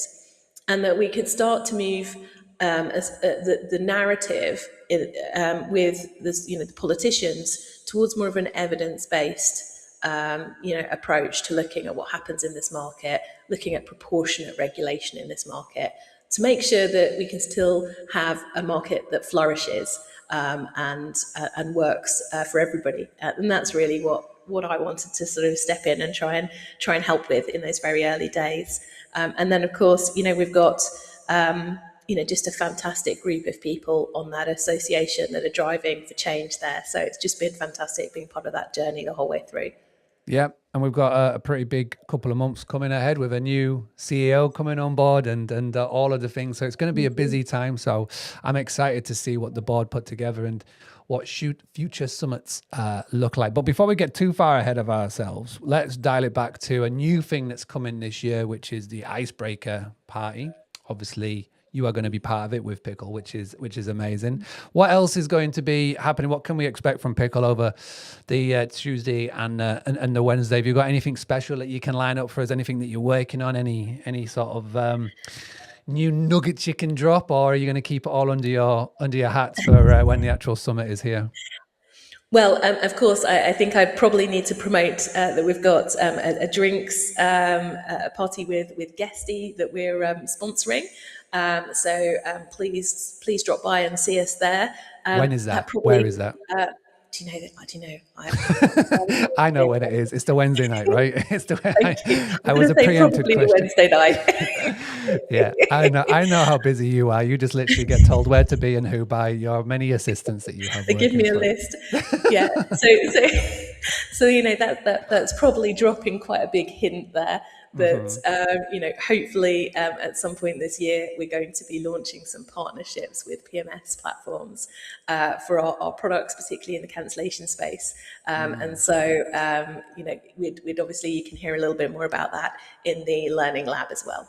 Amazing. Well, we're looking forward to it. The Learning Lab is going to be such a busy stage. And obviously, we've talked about it already on the live stream. It's only going to be like 8 to 10 tables, like 8 to 10 seats at each table. It's a smaller stage than the bigger one on the main stage, but it's going to be so impactful because it is a case of just getting your phone out, your laptop out, your tablet out, your pen and paper out, and just learning and all of the things. So, Louise, thank you for joining us. I know you're so busy. Appreciate you taking the time out. I've got my next speaker in the green room ready to go, so I'll let you go. If anybody wants to find out more about Pickle and your good self, where should they go? Website, socials, where can we send people to? Yeah, so our website is pickle.com. That's pikl.com. And we're on social media as well. We usually either have the handle Pickle, PIKL, or Pickle Insurance. So yeah, please come find us, or obviously come see us at the Learning Lab. Amazing. Thank you so much. Thanks, Mark.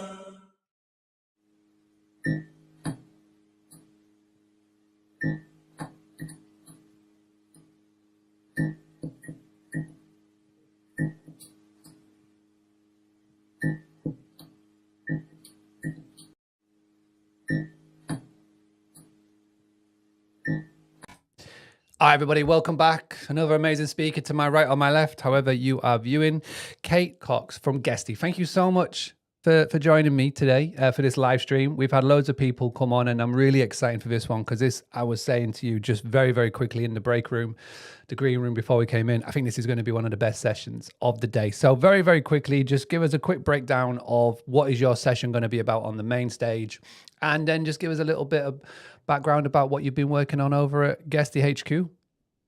Very good. Yeah, so I'm excited for this panel too. Right, so my panel is The Next Frontier. So I'm hosting it. The Next Frontier, a deep dive on AI strategy for short stay accommodation innovation. And I'm so excited about it because we've got two of the leading experts globally on stage with me. We've got Graham Donoghue from Forge Holiday Group, who, if any of you follow him on LinkedIn or any of the socials, is doing groundbreaking stuff with AI. And I've also got Steve Schwab from Casago, the CEO of Casago in the US, who's also doing some really amazing, like groundbreaking marketing using AI. And I'm hoping that we're going to get some really interesting insights that everyone in the audience can take away, like really practical takeaways for, you know, because these guys are obviously running the biggest property management companies on the planet. But what I'm hoping is they've done the hard work and figured out the stuff that's really working for them. And you can benefit from their learnings and really like get some practical takeaways on how to do this, bring it to your companies and figure out how to make your operations more productive, your team happier, and drive more money. Yeah, it's not often that you're able to get the people like of your level and Graham and Steve on a stage talking about a topic that is so topical at the moment. And this is why it makes really exciting viewing on the main stage, 2:00. So it's going to be a little bit after lunch. So make sure you get into it because obviously you can see a lot of people in that main stage, but this is the one that I feel like people will be backing out to try and see because it is such a topical point. And like you say, Graham and Steve collectively are running two of the biggest companies in our industry and how they are adapting a massive business or businesses to this is going to be very interesting. So that's all well and good. That's the main stage. But I'm interested to know more about what Guesty's doing at this Short Stay Summit week. You are obviously part of the Icebreaker party. Going to be throwing your own party on the night of Wednesday night. We've just had Louise from Pickle who said that she's excited about that as well. Talk to us about Guesty and what you want to get out of these few days over in London for the Short Stay Summit. Well, listen, I'm a Londoner, so I run Guesty's marketing from London. So I cannot be more excited that the short-term rental industry is coming to my home turf. And I get to hang out with all the interesting people in the industry, pushing this industry forward, making the future a better place for all of us who are connected to it. So yeah, we're at the Icebreaker. We are holding a drinks party. Follow us on LinkedIn if you want an invite, or come and meet us on the stand. We've also got a coffee cart at our stand this year, and we're giving away free donuts. So if that's not an inducement to come and chat to us at the Short Stay Summit, I don't know what is. But we're putting a lot of effort, investment, excitement into the Short Stay Summit, because it's where we all meet and come up with new ideas. And I know, because I was there last year, what an excellent event it is going to be. Yeah. Yeah, so that's what we're up to. So make sure you come to the stand. You can get your passes for the party while you're having a donut and chatting to the amazing team there about all things Guesty. Obviously on a marketing front from Guesty, I've noticed this year that there's been a major uplift in the content that you're putting out. I'm loving the case studies that you're doing. I don't know if you've had a hand in that or not. I feel like it's raw, it's perfect, and it looks really well done. What other things in the marketing front are you trying to achieve in 2026? What's your KPIs and goals that you've got for the brand? Well, we've got a massive product launch calendar as usual. We launched 333 features last year. So actually keeping up with our product team and making sure that we're communicating the benefits of all our product innovation. So that's like a big pillar for 2026 marketing. I'm glad you've seen all of the increased activity, because we're actually working with a lot of quite interesting AI practices to make that quicker, easier, more productive and real. So really checking all our facts and making sure that we don't publish anything that's not true. I think that's one of the big things that I want to dive into with Graham and Steve on the panel. Like how do you use these amazing new technologies and make sure it's accurate and telling the right stuff. So we want to tell people about the benefits of all of our product innovation. We've got a huge track on AI innovation coming throughout 2025 and 2026. We're going to launch a product at the summit, which helps customers think about pricing decisions and how to get the maximum revenue. So we'd love to talk to you about that on the booth if you want to come and chat to us. But we've had 8 releases, AI releases, over the last 18 months. So again, if AI is your thing, come and chat to Guesty about what we're doing and how we might be able to help. Wow. So soon it's not going to be Guesty.com, it's going to be Guesty.ai. That's like not giving up the .com. Can't give up the .com. But yeah, the trouble with marketing, and I speak from this and somebody who loves marketing in 2026, is keeping up with all these product launches. It must be so hard, because now with the tools and the skills that we have available to us, the product team are just able to ship so much more quicker. So it's like, how do you keep up? Which obviously this is a Kate problem, being the CMO of a huge company. Yeah, and how do we communicate that in a way that makes the benefits really people understand, makes the benefit really clear. And remember, we've got amazing customer support team out there who are there to help all our customers, hold them through this journey, because I agree with you, Mark, that AI is very hard to keep up with. And in fact, if you talk to all of the big AI players, the people who you think are like really pushing things forward, they will agree that AI is really hard to keep up with. So I think it's about stripping away some of that hype, really focusing and zeroing down on what stuff really moves the needle for businesses, and actually what things you can afford to just let simmer a bit longer until you jump in and get involved in those ones. So I agree with you. I think that's a major play.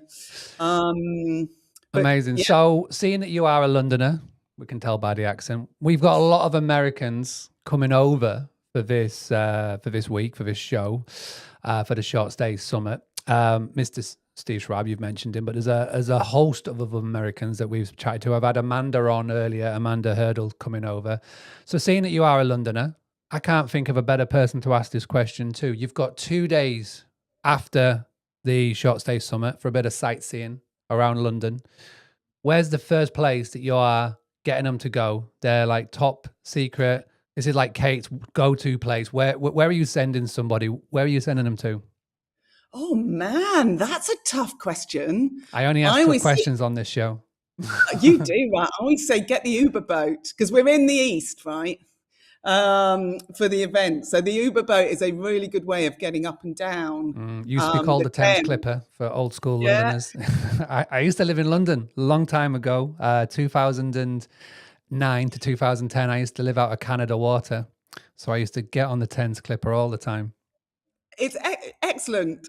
Excellent way to see what actually I think is the most underused bit of London, which is the Thames, and do a quick sightseeing tour for the price of an Uber trip. So I always tell overseas visitors, go do that.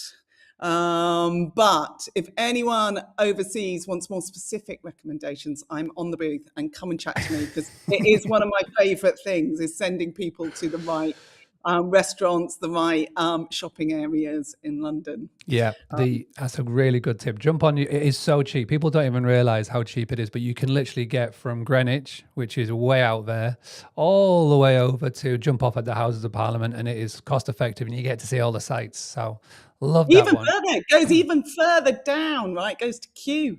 Like you can even get to Kew Gardens on it. It's a good tip. Yeah, I like that. Okay, we'll end it with there. Kate, thank you so much for jumping in. The next speaker has just jumped in the green room, so I'll let you go. But please do come and see all the things that Guesty are doing. Thank you so much for being part of the Icebreaker Party. It's going to be a lot of fun. And obviously you've got your drinks as well, and the donuts, and the stand, and the sessions, and the talk. So really looking forward to hearing more at the summit in a couple of weeks' time. Amazing. Thanks so much, Mark. Bye-bye. Bye.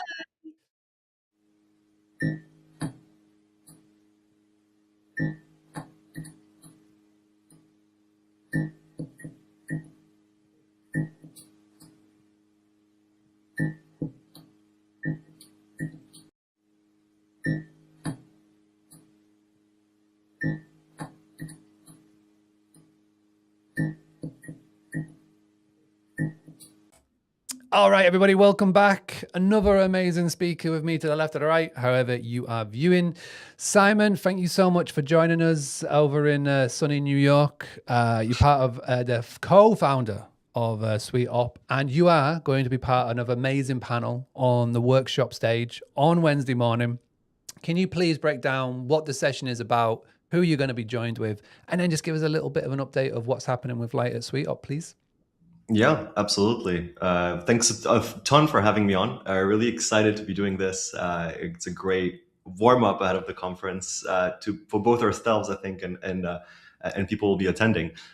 So first, I guess a couple words about the conference itself and why we're attending. I mean, obviously, it feels like April is going to be really the short stay month, and the short stay, specifically that short stay week, with so much happening. And we're going to be attending a few of the events happening throughout the month. And the talk we're going to be having with some great folks, with Yannick from Smoobu, Bart from Otorank, and Alan from Boom, is going to be around how to utilize AI in your workflow, specifically your operations, your guest experience, your guest operations in general, while ensuring that you don't just see it as a pure replacement for what is otherwise filled with human touch and human interaction. And so I think it's gonna be a fascinating podcast, because while the topic is very much AI, I think the topic will actually have to be centered a lot on what is human touch left that you can apply in this space at that stage. Yeah, it is a big talking point at the moment, because if you only have to open up your favorite social media of choice and everybody's talking about AI. But again, this is why I'm really excited to see what the four of you have to say, because if you look at what industry we are in, short-term rentals, it is hospitality, right? And at the end of the day, we're selling a good night's sleep, I've always said this, and a great experience for your host, right? So how do you keep that hospitality aspect in an industry that is, got a shiny object called AI, automations, workflows? This is the product that you are selling as well. So how do you get around all of that is going to be fascinating. Like, you come at this as well from somebody that started off as a property management in the management game. So how are you going to bridge this topic? What sort of nuggets are you looking to bring to the panel alongside Bart and Alon? So I think what's obviously really exciting about, to your point, you're open effectively any web page now, and all that you read about is AI, and there's this, I think, constant feeling, oh my God, am I like being left behind here if I'm not doing the new thing that was released today on LinkedIn? And so I think it's interesting because like things have moved fast, and so the questions have also changed. Like a year ago, people were really saying like, the industry is going to split into two things. It's going to split into operators that use AI and operators that don't. And I think we're like past this question completely. I think now, everybody is experimenting with it. Some may be using it better than others. I think the playing field is going to level out over time. I think really the segments that we're looking that we're seeing now is actually a bit of a three-way split, the way I look at it. There's going to be hosts that use AI to try and automate truly everything with little to no human in the loop. The guest gets a code, clean bed, simple digital experience. No one really ever talks. Heads into beds, right? Like the sort of initial prescriptive hospitality of hotels. And while that's great for margins, and some guests, I think, do want that, I think that this is going to be like what we currently see as economy travel. That's what it's going to be. It's not necessarily going to be a cheaper property. It's just going to be a property where a human doesn't really touch the experience. There's going to be like the hosts that are going to be a bit in the middle, where they duct tape AI on their workflows and try and like say, I'm going to put like three things together. I'm going to like push it to a spreadsheet, and I'm going to like have a bunch of Slack reminders all day. And the problem with that is that they're automating part of their experience, but they're drowning because of the lack of automations between these different experiences. And I think that that's sort of where a lot of the industry is finding itself now. And I think that's a segment that's actually going to disappear fast. I think the future of hospitality in many ways is going to be that hosts are going to become guest experience curators, where AI really needs to handle everything that the guest either never sees or never really understands is necessarily handled by AI: schedules, monitoring, pricing, screening, a lot of the logistics. But humans are going to be freed up to curate experiences, leveraging data collected by automated tools, and that's going to be the new segment of like luxury or higher end experiences. I think that's like the segment.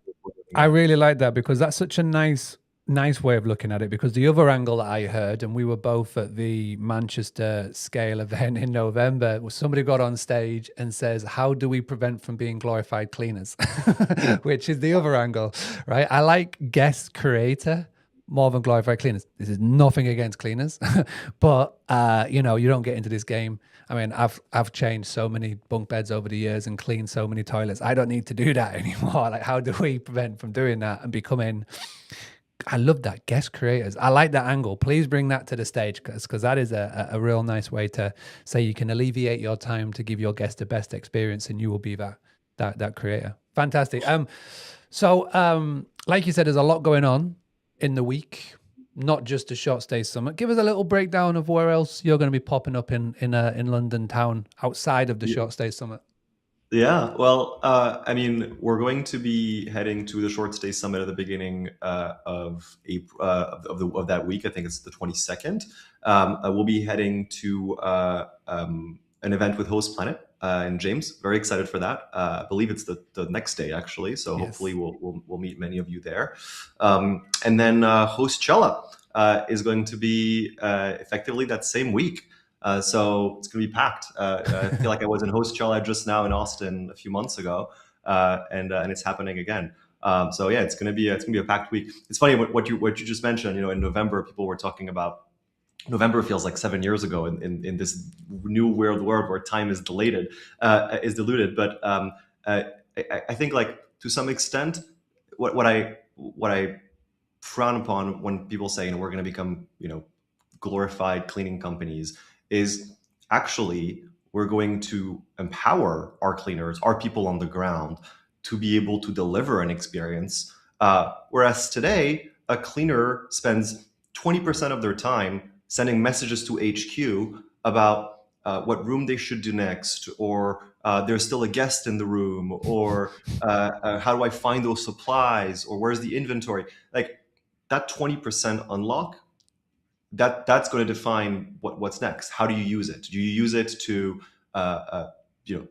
make your balance sheet look nicer, or do you use it to elevate the stay? So I think it's, in fact, we're going to become definitely more operationally focused, but that operations can be leveraged in two ways. You can either become indeed a cleaning company and just do the strict minimum, or you can actually become a curator.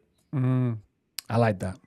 And a little mention to James Varley. He's going to be on the stage before you on the workshop stage. He's going to be talking about to survive in the realities of hosting, which is what I love about having sessions in the UK. You've got really nice, big, fluffy sessions talking about all of the cool things. And then you've got like the grit, where you've got like, you know, Jamie Miles from Anglesey, you've got Margaret from Liverpool, you've got Jermaine from Pastor Keys, as we're talking about all of the things. So I love that. And plus as well, what I love about London and the Short Stay Summit is you don't normally get this, but we've got actual members of parliament coming in, and you know, you're going to get a chance to, on the main stage there's going to be big talks talking about regulations and all of that stuff. And then, you know, you've got the Learning Lab stage where you've got all the things going on as well. So Simon, thank you so much for jumping on it. It's going to be a very, very busy week, busy month, like you said. So thanks for joining us. Between now and then, what are you working on? What are you working over there in New York? What do you got planned up your sleeve for Sweet Up? What can you share? I mean,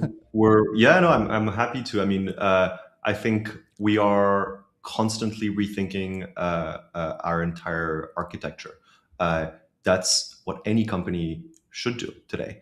If you're bolting on features onto your existing products to make it sound like you have an AI narrative, I think you are going to be partially left behind.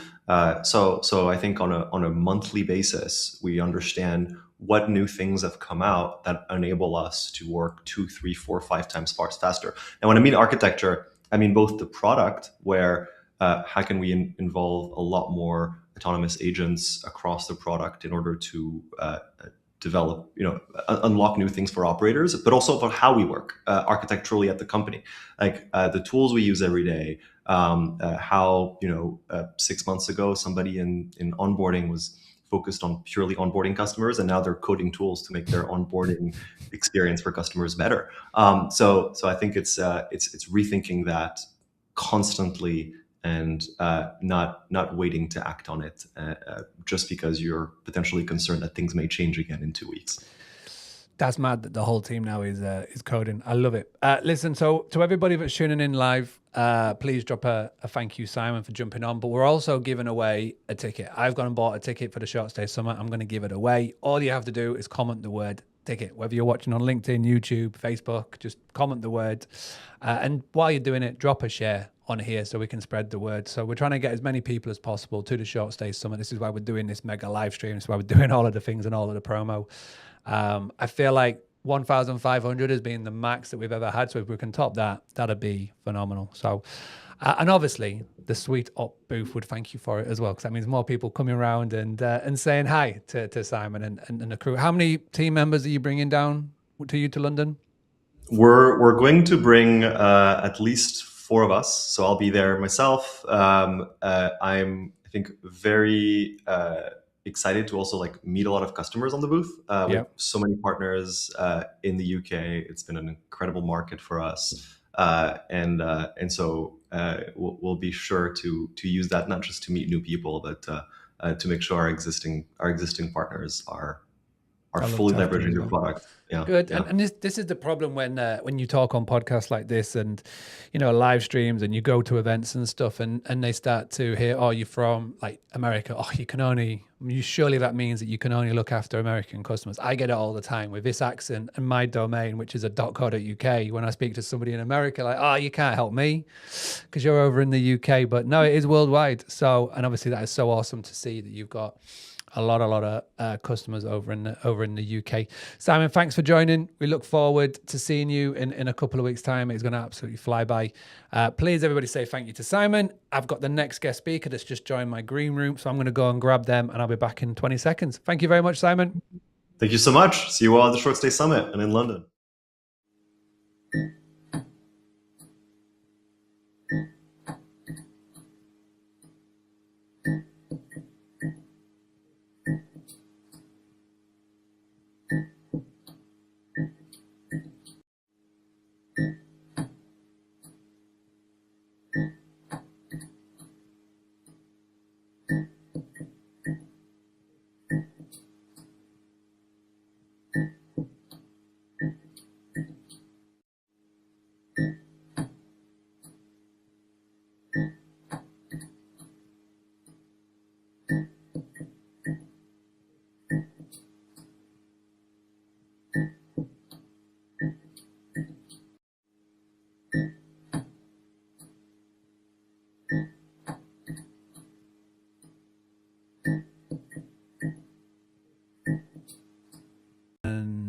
Okay, welcome back, everybody. I've got an amazing speaker to my right and my left, however you are viewing. Sally, thank you so much for joining us on this very special MegaCast live stream about the Short Stay Summit. How are you? How are you today? Having me. I'm very well, thanks, Mark. Thank you for having me. I'm delighted to be here, excited for all this activity going on.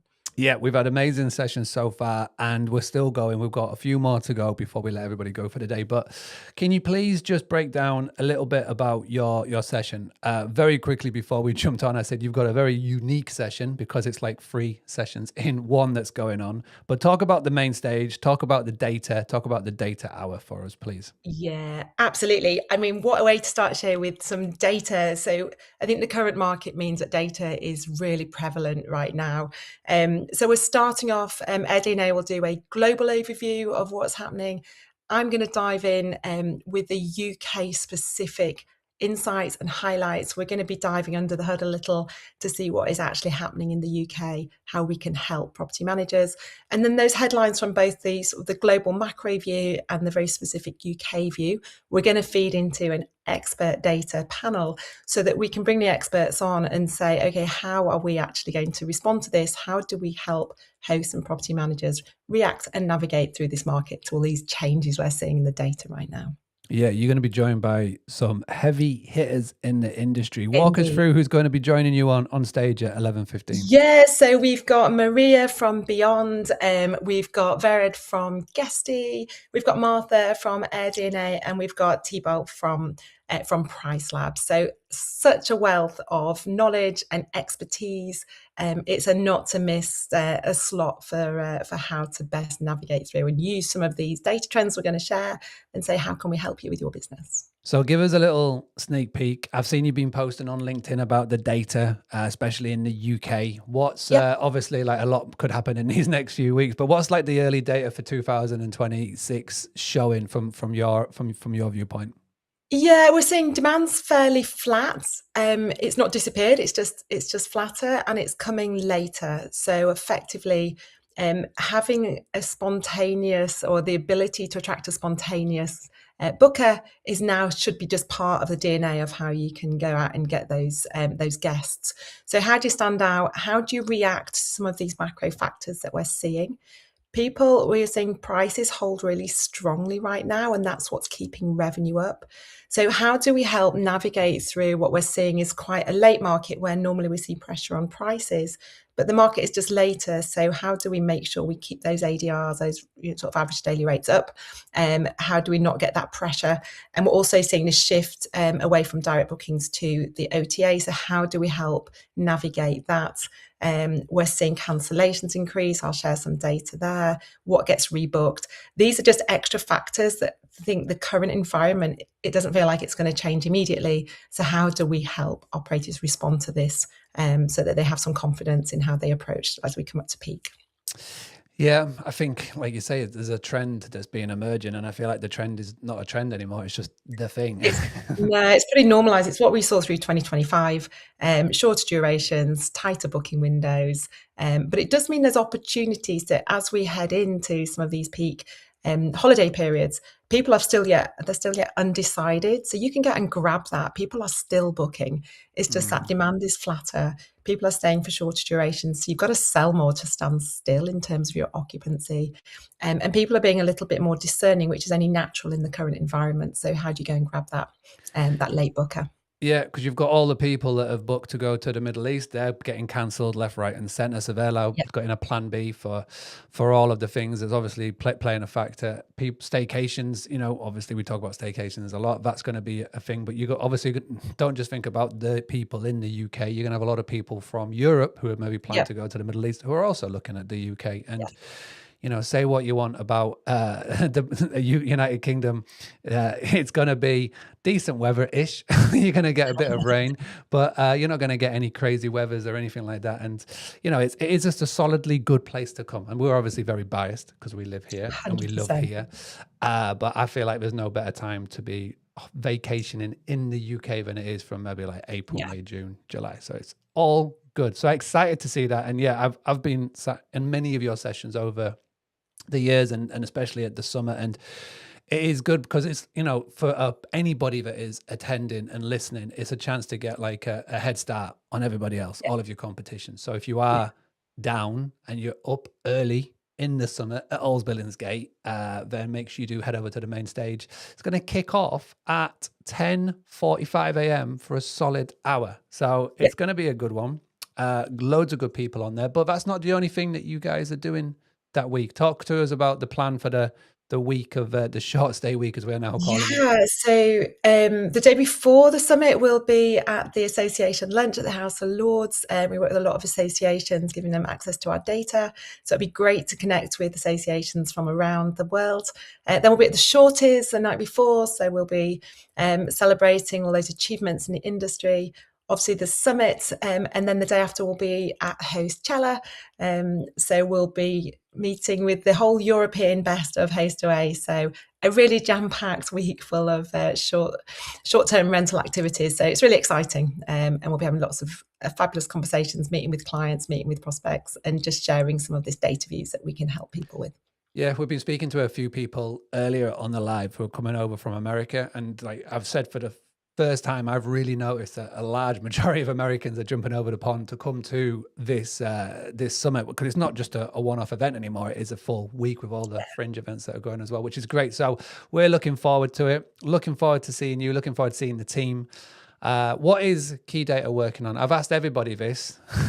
Ask them to see if they can spill any secrets. What's the plan for 2026? What can you reveal?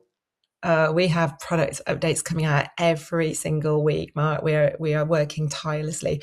Probably the most interesting one at the moment, it wraps around the theme of AI, but our latest release of AI allows you to use AI to either build your dashboards for you or to analyze the dashboards that are there. So that next step of saying, here's the data, what does it actually mean, and what actions do we recommend? That's just been released. So we're getting a lot of great feedback about that. Yeah. For somebody speaking totally personal, I look at numbers and it just flies over my head. I like it where you can go, right, here's some numbers, here's what to do. And does it come with nice little pretty pictures? I visualize this. 100%. 100%. The pictures are amazing. It's very graphically pleasing. Yeah. Nice. There you go. I love all of that. All right. Amazing. Sally, I'm going to let you go. I know you're super, super busy. We've got our next speaker has just joined the green room. Thank you very much. And we see you in a few weeks in London town. Amazing. Look forward to it. Thanks so much, Mark. Bye-bye. Bye.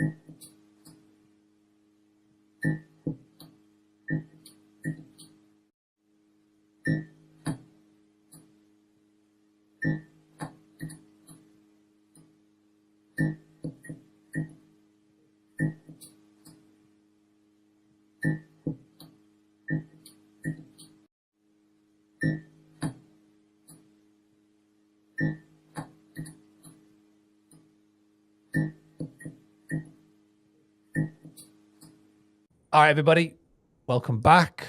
Another amazing speaker to my right and my left, however you are tuning in from this. James, thank you so much for joining us, part of the Forge Holidays group. You have got a pretty cool session. We've just been very, very quickly chatting while it was just that little break there on who you're going to be with. Do you want to just break down what's happening on the workshop stage, a little bit about your session and like who you're going to be with? Yeah, so we're speaking about how to thrive in a suppressed market, right? So something that's definitely relevant to lots of property owners out there. They've been seeing some challenging trading, and we're going to talk about strategies for pricing, making sure you're still growing despite difficult markets, how it can be sustainable, and moving beyond occupancy into sort of real profitable business. So it should be an exciting one, I think. Yeah, well, you've got people coming in from all over the world, which is cool for your panel. Yeah. Obviously, Scott is coming over from the USA. You've got Oliver Stern, who is American, but obviously lives over here. And obviously, you've got Jessica Gilliman, who's UK based, and obviously you're UK based out of the Northwest. So I'm excited for this one because there's going to be lots of different viewpoints from this. Like, what angle have you sort of thinking of to come for when you're going to be on the panel here? Well, how are you sort of trying to bridge this, do you reckon? Yeah, well, my experience comes, I guess, as both an owner, because the Forge Holiday Group owns a number of its own units to its Forest Holidays business, and then as obviously somebody who represents other owners and tries to drive the right bookings and income for them. So got a bit of a mixed perspective, which I think I can bring to the panel, and there's obviously some dynamics that we can talk about there. And at the minute, we're talking a lot about how do we make sure that we're protecting rate, but using other tools to drive in the booking volumes and incomes that we need. So I think that'll be a good addition. How many short stay summits now have you been attending over the years? Like, what number is this? This will actually only be my third. So I had a change of industry a few years ago. So I'm a relative newcomer to it, which is quite exciting. I came along last year. Saw some excellent panels last year, yours included. And I'm really impressed with the quality of it. So I thought, why not put my name forward to get involved this year? Good. And like how much or what are you looking forward to seeing this year? Obviously, there's going to be a lot of speakers coming from all over the world. There's a lot of panels. There's even more being added with the Learning Lab. Is there anything on the agenda that you're looking forward to checking out personally? Well, personally, I'm always interested in the technology related stuff. So I'm interested to hear some of the little snippets we'll get around AI and things like that. The bit I liked the most actually was just drifting around and seeing the exhibitors and speaking to some of the people that were there actually, because that was a real good opportunity for me to network, which is something that as a changer in industry that was useful to do, and made some good contacts at some great suppliers and like different companies that I would have not spoken to actually. So that was the best bit for me. Yeah, but there is a lot of AI. I know obviously Graham, who is your boss, is going to be there speaking with Stephen Schwab on AI. We had a little sneak peek of that session earlier on, and it is shaping up to be probably one of the standout ones on the main stage over there. And yeah, there's all little bits that are going on. But you're right. I feel like the main draw for me, because it is just one day. It's fast. Yeah. It's furious. It's everything that you can imagine from a one-day conference. And it is one that, again, you get to see a lot of people that you're normally just chatting to on LinkedIn, etc. And there's a lot of fun to be had. Obviously, there's all the things that are going on outside of the actual summit itself, and we've heard from all of those earlier on throughout the live stream. And for yourself, with the Forge group, what have you been working on? I know obviously Graham is big on his AI I was saying to you just a little bit earlier, I get updates quite a lot, but what is on the horizon for the Forge Group this year? Is there anything you can share? I'm trying to get this out of everybody who's tuning in with me today, seeing if there's any little sneak peeks or anything that's coming down the line.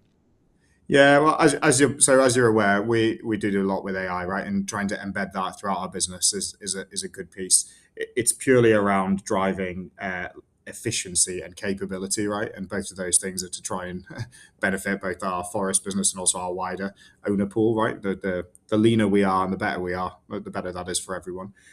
So that's a big piece. For me personally, I'm relatively new in my role, so we've been looking at how do we make sure that our revenue management basically best reflects the needs of our owners. There's always niggles with every system that everyone has in process, and for me, it's about starting to speak to those owners, understand what it is that we are doing well, the areas we can drive and improve, and hopefully to be able to bring the sophistication of our revenue management to that next level. So we've already got quite a bit of development and sophistication around those revenue management systems, but there's more we can do, particularly using some of the machine learning techniques, and hopefully starting to get to embed some of the generative AI on the front end of it to be able to communicate why we're making some of those price recommendations and that we're making to our owners, because it can be complicated when you're sitting there across one on multiple sites and you can see the price change in a certain week and why has that happened. So there's all sorts of really cool stuff we're looking at there. Nice. And does the Forge Group, does it have a booth at the summit, or do you just freely roam around? It's a good question, actually. We normally do have a booth. It's normally Sykes branded, which is obviously one of our brands. I assume that's the case, but I haven't actually checked before this. So if you come looking for us and you can't find me, maybe just look at my face instead. But we do normally have a booth there. So yeah. So if you want to come and find James, you're just gonna have to be at the workshop stage in the afternoon. It's going to be absolutely. It's going to be 3:35. Just had a quick look there. 3:35 to 4 o'clock. So coming towards the end of the day, after you, there's only like one session afterwards, and then after that, we all be heading to the bar and to the pub for a wee drink, which will be good. So listen, thank you very much for joining us. You've got an amazing panel that you are going to be part of, and the whole day will hopefully be good. Appreciate you coming on, and looking forward again to seeing your talk and all of the things that are going to be on with Forge Group throughout 2026. Cheers, James. Thank you. Thank you very much.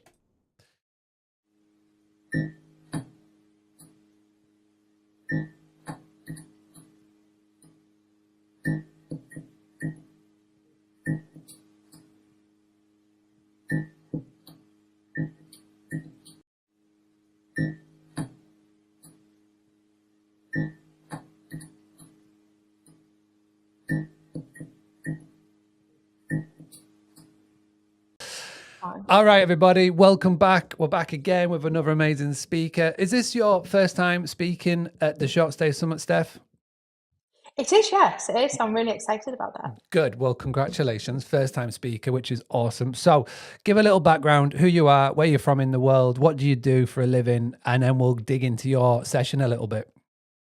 Okay. So I'm Steph. I'm the owner and founder of Rural Cleans and Rural Stays, based in North Yorkshire, and we've been operational for the last 11 years, servicing holiday rentals and managing them. Yeah. Nice. Very, very, very good. I've seen you on the circuit for a long time now, which is great. So to finally have you on stage, on the workshop stage, sharing your expertise is going to be good. And you've got a real good session. We're just very, very quickly talking about it before we hit live and came on. We've got a panel of Turno, Breezeway, we've got Matthew Durrant from i4Me and your good self, and you'll be talking about how to sleep better at night by optimizing property operations and management. So tell me a little bit about this, about what you're looking to bring to the panel. Have you had any ideas to think about what you're going to be saying, and just give us share a bit of expertise on that, if you don't mind? So from a housekeeping perspective, I think obviously it works really, really well with being on with Breezeway and Turno because they all gel together. We can have the best cleaners in the world, but if you don't have systems and processes, then everything can fall, it'll fall apart very, very quickly. So over the years, after making lots of mistakes, trials and tests, we have built a system in-house where everything is systemized right from the moment we take on a new cleaner. It takes a long time to train them, and hopefully that if we can build them up with a good skill sets, that they will hopefully stay for quite some time. And if not, and they move on, that they are going to carry on them good practices to whether they set their own business up or they can transfer them skills to somewhere else. Class. How many times have you been down to the Short Stay Summit over the years? Have you been like quite a few times now, or how many times have you been down, come down from north? This is literally my first rodeo. So it has been a case of always wanting to come, and always being either too busy, I suppose, or not being able to purchase a ticket last minute. So to have this opportunity is I'm really excited. So what made you put your name forward? How did that come about? Because obviously, like being a first-time speaker, there's an opportunity to put your name down. What made you reach out? What made you get in touch? It was a good friend, Alistair, that had actually tagged me first of all to turn around and be like, look at this. This is something that you need to do. And I just thought, you know what, this year is the year that I want to try and get out there, get noticed. And so I just thought, you know what, I'm going to jump. Let's give Alistair a shout out. What's his full name? Alistair Mullins. Alistair Mullins, founder of Luxury Cottages. Mm-hmm. But I've known Alistair for a good maybe 9-10 years now. So we've chatted of many things over the years. So it's quite nice to have somebody in the industry that you've kind of like grown, involved with, and watched him evolve as well. Amazing. So Alistair Mullins, if you are watching, there you go. Thank you very much for the assist. Now Stephanie's going to be on stage speaking with some industry legends. We've got Chris Rule, customer experience at Turner. We've got the amazing Aga of Breweries, and I think obviously we've said as well Matthew Durant as well. So that's going to be 11:45 on the workshop stage. But this is a first year, so obviously you're going to be coming down to London. You're going to be arriving at Old Billingsgate. It's a big old venue. You've got lots of people to see and things to do. Like, what's your plan for the day? What are you looking to get out for coming down to the summit outside of your talk? What's your big goal? Okay, so I'm really looking to be able to connect with owners, potential owners who are interested in they're not quite sure yet, those that are already in the industry, within my, not even just my area, nationwide, but I'm looking to connect with lots of owners and see if we can help them with their properties, move forward and help them with their operations. There may be a case that they've got a really, really good, loyal cleaning team, but there's just things that are getting missed and they need a little bit of help, maybe some consultancy, to make it better.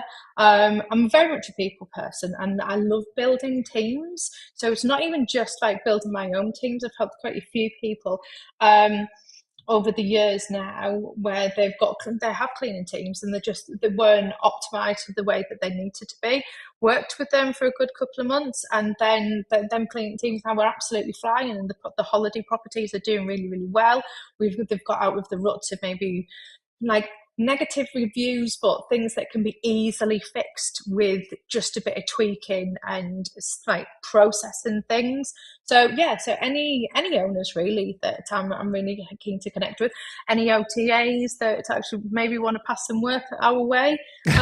Everybody really do, You might as well shoot your shot, Stephanie. You might as well shoot your shot. Well done. Listen, we've got Chris coming in very, very soon. I've just seen him join the green room, who's going to be on stage with you. So it's a perfect little segue. Steph, thank you so much. If anybody wants to find out more about you, how is the best way to get in contact? Is it LinkedIn? Is it email? Like, what's the best way? Yeah, LinkedIn and Instagram is probably where I'm most active. So give the Instagram a plug. What's the handle? Rural Cleans. Rural Cleans. Love it. Just Rural Cleans. Listen, Steph, massively appreciate you taking time out your busy calendar to jump on with us to promote the summit. Everybody, please say thank you to Steph in the comments. I'm going to go have a quick break. I'm going to go get Chris set up, and we'll be back here in about 30 seconds with the next session. All right, Steph, thank you very much. Thank you for having me. Cheers, Mark.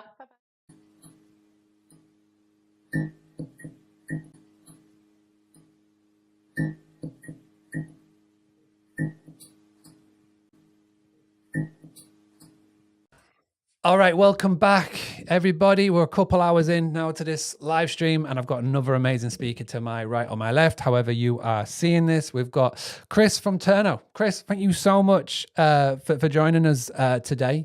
First time that we've been on a podcast together, which is nice, so I really appreciate it. Give us a little breakdown of where you are in the world, what you do at Turno, and then we'll dive into your session on the workshop stage. Yeah, absolutely. So my name's Chris. I'm the Vice President of Customer Experience here at Turno. Essentially what that means is my teams are responsible for sort of all of our customer-facing actions. So our customer support team, our award-winning customer support team, our customer success teams, we have an operations team, our sales team. So everyone sort of kind of reports up into this major customer experience organization that I lead here. I personally am in Denver. Our teams are global. We have folks in South America. We have folks all spread out throughout the United States. We have folks in Europe. So we have teams all over the world that report up, not just within my organization, but within Turno overall. So. Amazing. What I love about today's live session is that we've had a lot of folks tune in from over the pond in America, and I've said to quite a few now of our American hosts and moderators is that it is amazing to me this year the amount of people that are on stage or not on stage that are flying in for this event, because it's not normal for a one-day event to get so much attention worldwide. We've got Nick Taylor coming all the way up from South Africa, which is insane. You know, we've got, yourself coming in from Denver. We've got Margot coming in from San Francisco, and everybody further afield. So it's great. Now, for Turno, speaking obviously from the brand, what makes the Short Stay Summit like one of the ones that you just have to be at? Yeah. I think for Turno, one of the, we've had a lot of incredible success, on the host side in our marketplace with cleaners and contractors in the United States and Canada and sort of North America.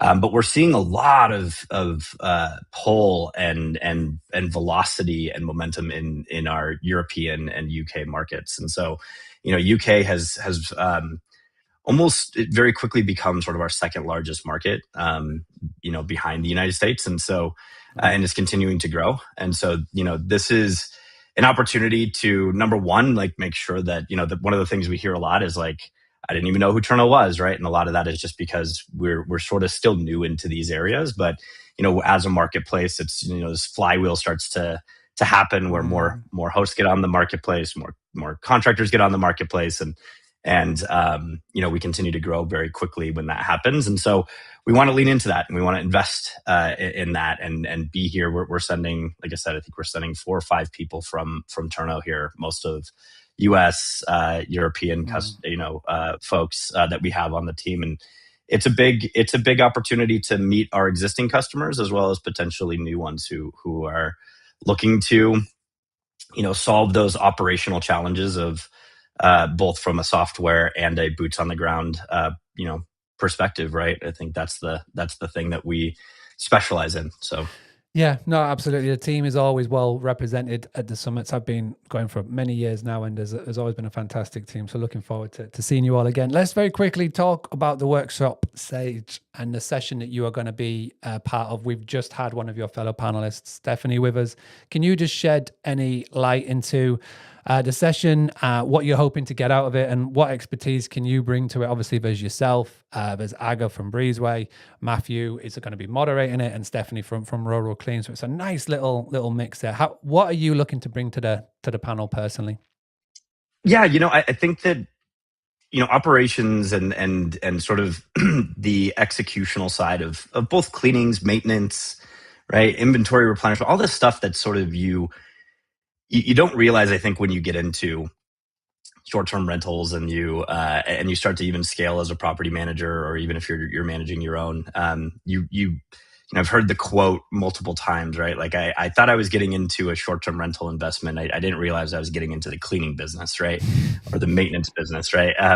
And I think that it's a true thing. It's what drives sort of 5-star reviews. It's sort of this, table stakes thing that is still a very, a very heavy lift on many folks inside of the industry, right? And so, I'm really excited to talk a lot about some of the software operational things that are happening within the short term, with a lot of new technology, AI, things along those lines. Like you can sort of build your own custom operational stacks much easier than ever. But I think the bigger challenge is still, who's going to do the work in the property, right? And how do you ensure quality, and how do you ensure you can when you need people, they're there, and you have the backup systems, and you have the ability to flex. And so I think that it's a lot more than just a software problem. It is very much a human problem. And I think that that's what people sort of miss, right? It's like, oh, I'm going to go grab some software and that will just fix all of my operational challenges, right? And it tends to be much more complex than that. Yeah, you are right. It's such an interesting thing you mentioned software. We've had a lot of people on today talking about a mixture of things, including AI, and obviously Turno is providing a solution, a software solution to help humans, right? That's basically what you guys are doing. With everything that's going on, like how is Turno sort of pivoting? How is Turno sort of 2026? What does Turno look like in 2027? What are the conversations that are happening behind the scenes, so that you're right, anybody can spin up a AI whatever, but how are you making sure that your customers, your people that are being part of your software, your solution, and prospects as well, are going to be looked after in 2026, 2024? What can you share? What's the little nuggets that Turno are cooking up over there? Yeah, absolutely. Yeah, a lot of this stuff is probably going to launch a little bit more in the US in 2026, and will continue to grow internationally. But we believe that the challenge again is a lot more sort of people based with what we're trying to solve operationally, and so that means within this year we will be launching multiple product lines that increase our service offerings. So things like maintenance, dispatching, and inventory replenishment, and cam to curb or trash pickup. On top of the cleaning, right? These are all these sort of like boots on the ground, things need to be done physically at a property type of work that we're going to be launching, right? We're going to be extending the service offering, not just to be the cleaning, but to be the entire full stack for both property managers and individual hosts who want to use this, right? And that means leaning into, yes, we're going to continue to improve our software offering if that's what you want to use, but we also lean into things like APIs and opening up our ability to say, hey, if you want to just write to us and use our, you find folks on the marketplace and dispatch them as you need through a different connecting software operationally, by all means, like do that, right? Our strength is something that's very difficult to build, which is a marketplace of trusted humans, right? I love that. So. You know what's crazy? And I just literally thought of that. Like calling APIs, it's things that we do in Boostly all the time. Like how crazy would it be that in the very near future, it could be that you could have an agent, an AI agent calling a human to like a kind of like rent a human, which would be madness to sort of think about. Yeah. I mean, you think it's mad. It's happening. We have people who are writing to our APIs today who are, they go out, they find their teams, they put them onto, their inside of the software inside of Turno. And then they don't necessarily use Turno as the main operating platform that they're leveraging. They sort of use something else, but they're using us to read and write, the conversations and the engagement and the checklists and the project types and everything along those lines. So Yeah, it's absolutely happening today, and we want to lean into it because we think that, like, you know, yes, we've created great software. There's great software that exists all throughout the industry, but you know, one of the things I hear from operators specifically is they all are very unique. They all have their own unique ways of doing things. All their properties are unique, right? And so essentially, what they're saying is, I would rather build software or find a solution that fits me versus me trying to fit into what software solution you're offering. That's not everyone, but yeah, no, it exists, right? Very, and we want to be there for it. I feel it's very good. I mean, it's very good to have that mindset and mentality going into this year because I don't know. I just feel like in a year, everyone's going to be talking about this even more than what we are we are today. So it's good to see. Listen, I don't know if it came up on the live, but my wife is calling me, so I have to I have to end this live stream at some point today, and I feel like that is probably her cue to saying get downstairs and start being live. Chris, I really appreciate you coming on. Look forward to seeing you in person as well as the whole Turno team in a couple of weeks. Listen, thank you very much for joining us. Yeah, absolutely. Thank you so much, Mark. Appreciate the time. Take care. All right, with that being said, because my wife is calling, that's it. This is the end of the live stream. I've got to get downstairs. She keeps calling me. So thank you so much to all of our speakers that joined me today. Thank you very much that tuned in live with us wherever you are in the world. Going for a few hours now. I can literally hear the kids downstairs screaming. So with that being said, we're going to end the live stream. If you want to win a ticket, comment the word ticket. If you've missed it, hit the replay. If you're watching on the replay, put #replay. Love to see you on the replays. And just get down to London. 22nd of April. It is going to be an unbelievable day, but an unbelievable week. There is so much going on. So wherever you are, whether you're in the United Kingdom, whether you're over in Ireland, whether you're over in Europe, or America, you know the place to be. It's not called the Short Stay Summit anymore. It's called the Short Stay Week. My name is Mark Simpson, founder of Boostly, all the podcasts, all the videos, giving hosts the tools, the tactics, the training, and the confidence to get more bookings, all that good stuff. And I'll see you all and all your faces in London in a few weeks' time. If you haven't yet got a ticket for the Icebreaker, do so, because I've got a lot of things planned. It is going to be unbelievable. I will say more. Get your ticket. See you in a few weeks. Having a blast. Gonna get it on the Boostly podcast. Boostly like Bruce Lee, cause it's so hard and the T is loose leaf. Making up those rhymes, don't write it, just do it loosely. If you want my respect, you better put direct. Here are the words in the podcast, that's what comes next.